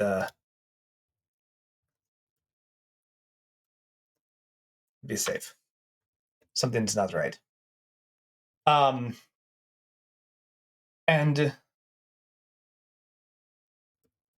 there's a minute or two of just dead air, as even if you like ask questions, Sergio does not respond.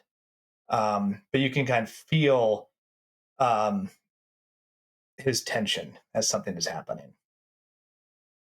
And Brindle, and B, you don't quite see this because you're inside. There's loud music. You're in a nice kind of ambient establishment.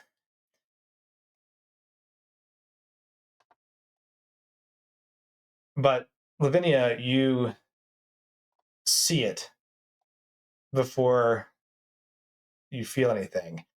There's a massive pillar of fire from somewhere in the South Ward, and just followed by a low concussion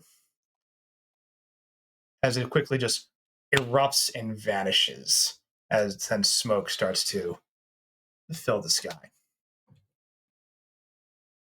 And about 30 seconds later, you start to hear alarm bells, sirens.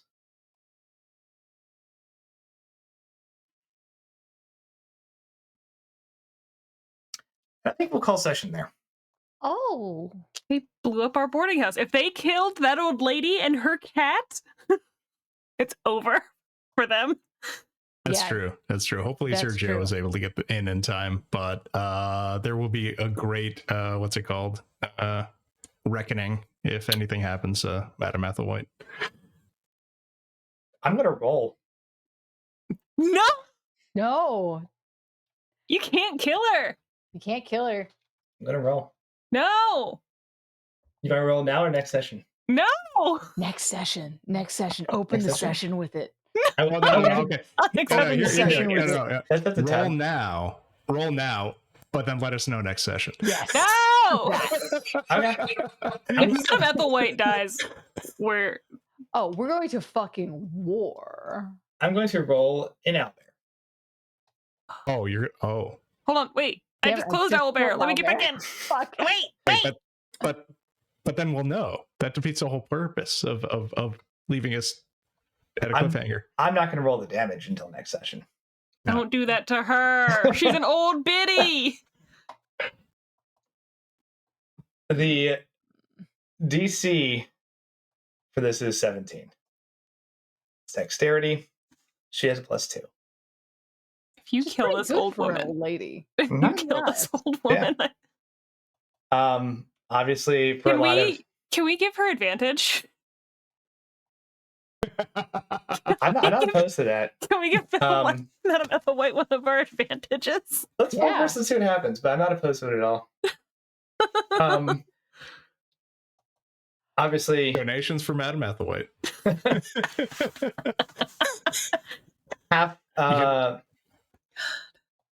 half half damage on a success, full damage on a fail, right? So let's roll this and see what happens. +2 DC 17. Ooh. Oh, that is not what I thought it was. It went from 15 to 5. Oh gosh. That's a 5. We'll figure out what happened next session. But What about the advantage for Madam Athelwhite? This is fucked up. would you like me to burn it? I will. Yes. Okay, I'll re-roll.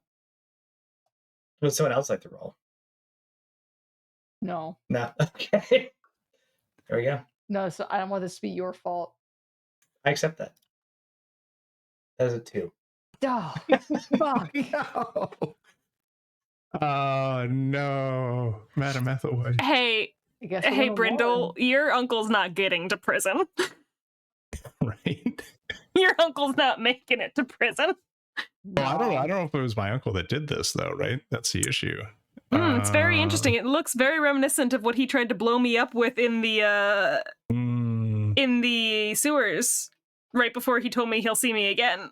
You know, it's a great True, thing true, that I've got a true. friend who doesn't experience linear time the same way we do and can probably figure this one out for us if we really And then there's, well, I mean, there's need to. also the like Delacar constantly after Brindle. There's always, I don't know, the Black Staff. There's always. So far, The Delacar Black has Staff resorted does to. not need to be that overt. Yeah, he can just touch you and you'll die. Yeah, no, Yeah. the Black Staff can have us would have us just disappeared. Delacar, for all of his like dickery, if you will, as much like he's chosen non-lethal every time. Dickery. But also he's been very subtle, hands-on type shit.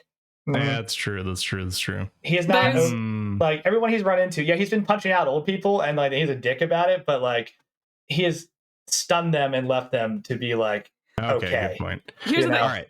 There's only two options in Lavinia's mind. It's the freak who's trying to assassinate her and her father for some fucked up reason. Or it's your uncle who's trying to assassinate Lavinia for getting in his way of all of the shit. You're right. Okay, it probably is. You're right. It probably is. It's option 3. So it's a terrifying option. Manchun found out where you lived. Oh my god, that is a terrifying option, and that would be absolutely Manchun move. He would 100% just crater something and be like, don't care. He would make sure we were inside. Maybe. Walter would make sure we were inside. Manchun would, or Manchun would just, I don't know, destroy a That's block. also fair, I don't know. Wait, I don't know. Should I Hmm. reveal, Andy, the disconcerting thing you said to me when we were hiking the other day? I said a lot of disconcerting things to you, probably. You What did I did. say? The specific disconcerting thing, which I already said to JD, was, man, the astroplane sure is weird. Hope you got the right Rainier back. Yeah. Right. I did say Not that. wrong. Sure hope we did. Yeah. so is there a fourth possibility here that it's the wrong Rainier that set a building on fire? You know? There's That's also a why- possibility it's that enchantress who I never showed up to a meeting Mhm. with. You guys have a lot of enemies. We've made a lot of enemies for some fourth Been working level on it. Been characters. working on it. Lavinia has never once been able to not say some smart ass shit to somebody. And it's a problem. This is why I was like, at the end of the night, I was like, I'm curious to see if anybody goes back to the boarding house. no, it's He too was far gonna go away. And back to everyone the chose boat. not to, and I was like, okay, fair enough. Yeah. He So, was gonna go to the boat. but I was staying nearby in case the business went down. Yeah. Same with Brindle. He's kind of on call. So yeah, it makes perfect sense. But I was like, yeah, there's a couple of factors that this is happening. I can't believe you've killed this old woman. We haven't rolled damage yet. You don't know. Could be all ones. It's true. You could roll 5 ones like you did last time. Or you could roll a 12 and have somebody get killed by a door. Did you roll for you gotta roll for Suta too. What about Suta? Oh yeah, let's roll for Suta. So what is a trust and dexterity save? It's probably pretty high. I feel like a monster now. No regrets. also, you should probably decrement our advantage coin. Oh, thank you. It's +5.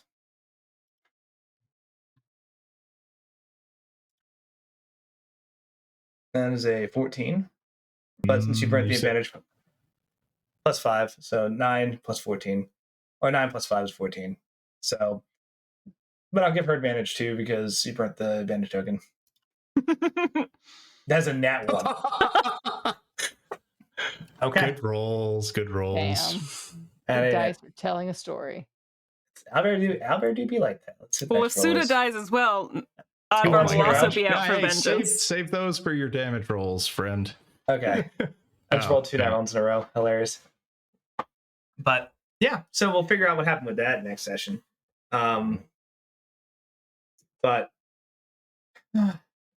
there could be some there could be a lot of other stuff going on tomorrow, next session. There's always a lot of stuff going on. We are eternally engaged in a lot of stuff. Turns out when someone steals like $1 billion and people start finding out it's missing, people start killing each other for it. Mm-hmm. High stakes, high rewards. Mm-hmm. But yeah. All right, let's do our outros. Now that I brought the mood down. Mm. So, I don't know. Ending on an explosion. That's cool. That's cool. Mm-hmm. Mm-hmm. so we'll get the inside perspective of what's happening that lead up to start next session. It'll be a good time. Bedlam.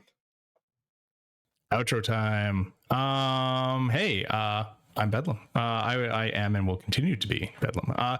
You saw me playing Brindle Fallow tonight. You can also see me playing Jerome Nears in Thy Kingdom Come. I believe that is the... Wow. Which week is that? First week of April? Monday on the first week of April? Second. We do second and fourth. Okay. Yeah. Again, my calendar just tells me where to go. Okay, so the 7th. We'll be back on the 7th for Thy Kingdom Come. As we're wrapping it up, and you can see Jerome partially in kind of demon form, running around, a 14-year-old teenager, former drug dealer, and everything's complicated. The world's ending. We're trying to protect our friend. His coven is, I don't know, collapsing, or is not actually what he thought it might be. There's all kinds of things going on. So come and see what happens as worlds possibly end in Thy Kingdom Come. Yeah, and that's pretty much it for me. Hell yeah. Della. Yeah, so hi, I'm Della. I have been B. I am also occasionally playing a person who becomes the flame in a different game. Throwback. In Callback. Redacted, where I am a haunted house full of ghosts, including the bearer of the sacred flame, whose voice that is. It causes me problems every time they front because they are the worst, and I chose that voice to do. I did this to me. Anyway, so that's Redacted. That'll be back eventually as a big group. Right now we're doing little like one-off, so which is fun. I also run Thy Kingdom Come, so come on and see after school Monster Teen Church Club fight at least 2 end of the world clubs. One of which is run by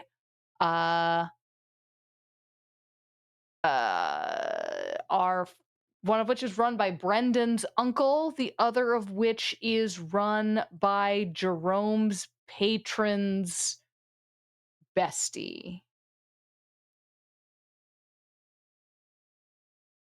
Yeah. Hell yeah. It's good times. We black bagged somebody this past episode. It's gonna be great. Oh yeah, Dark. that's right. I forgot about that. Yeah, Dang. yeah.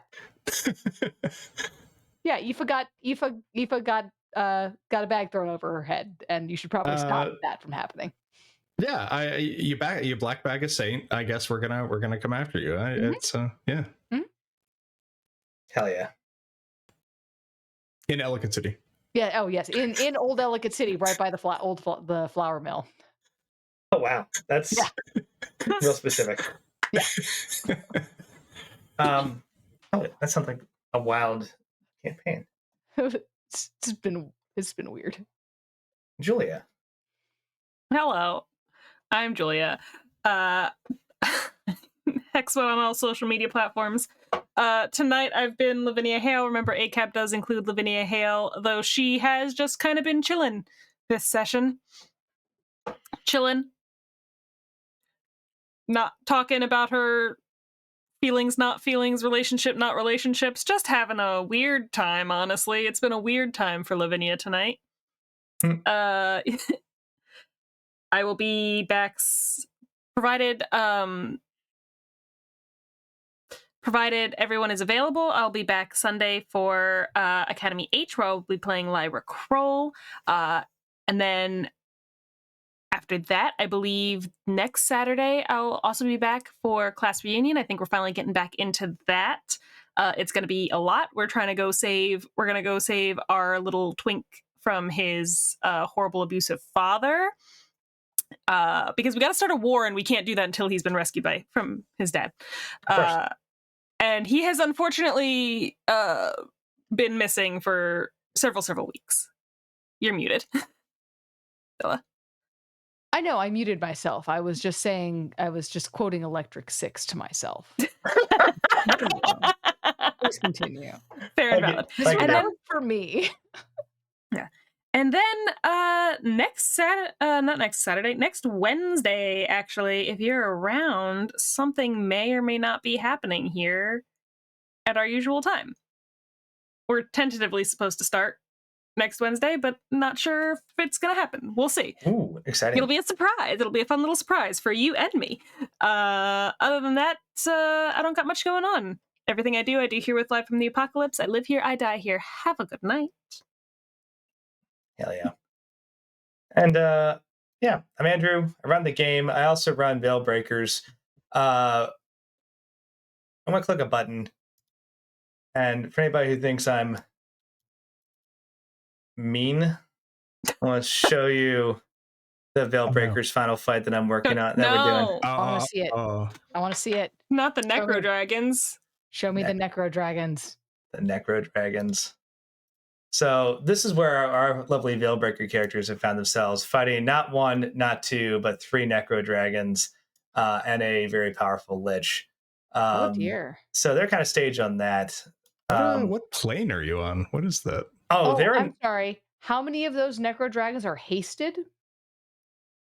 Oh, none of them, but the players are. Oh, okay. Yeah. But they're all in the AoE area. So that's their finale fight. If you're interested in watching that, tune into Veilbreakers. It's a bunch of 20th level characters who are about to try to unpack whatever this is that I threw at them and let them figure it out. That's their last fight. That's it. That's a live or die. Like, hey, beat the game or the Lich wins. Yeah, but yeah, they're currently in the Veil Between Worlds as the Lich was like, I'm tired of fighting in reality and decided to fight them elsewhere. So... anyway, that's what I got going on. And then we'll be back in 2 weeks with some more. Are we back in 2 weeks? Hold on. I think so. We should be back in 2 weeks with more Neverembers, and we'll figure out what happened to Madam Ethelwhite and Suta. Should be good. They are safe and unharmed regardless of those rolls. It's going to be awesome. It's going to be great. Those were the rules they made for how much fun they're having at the knitting circle across town. 0 fun. Right? They're not having that much fun there, but that's okay because they're not really on fire. Crappy knitting circle. But yeah, it'll be fun. I'm excited to see what happens because I'm legit gonna roll it. I don't know. I'm gonna tell JD. No, actually. Do you want to tell JD, or do you want to just like drop it on him the second he logs in and be like, hey, by the way, tonight is not the night to be doing that. Yes, that's a good point. Yeah. No. But fair enough. That's good night. all I got. I think we're gonna call it a night. So any parting thoughts? I can't believe you've done this. I can't believe you've done this. Welcome to Act 2. Welcome to Act 2. We're ratcheting up the stakes. Woo! Act 3's worse. No. But anyway, that said, War were declared. Thank you all for tuning in and have a wonderful night. Thanks for watching.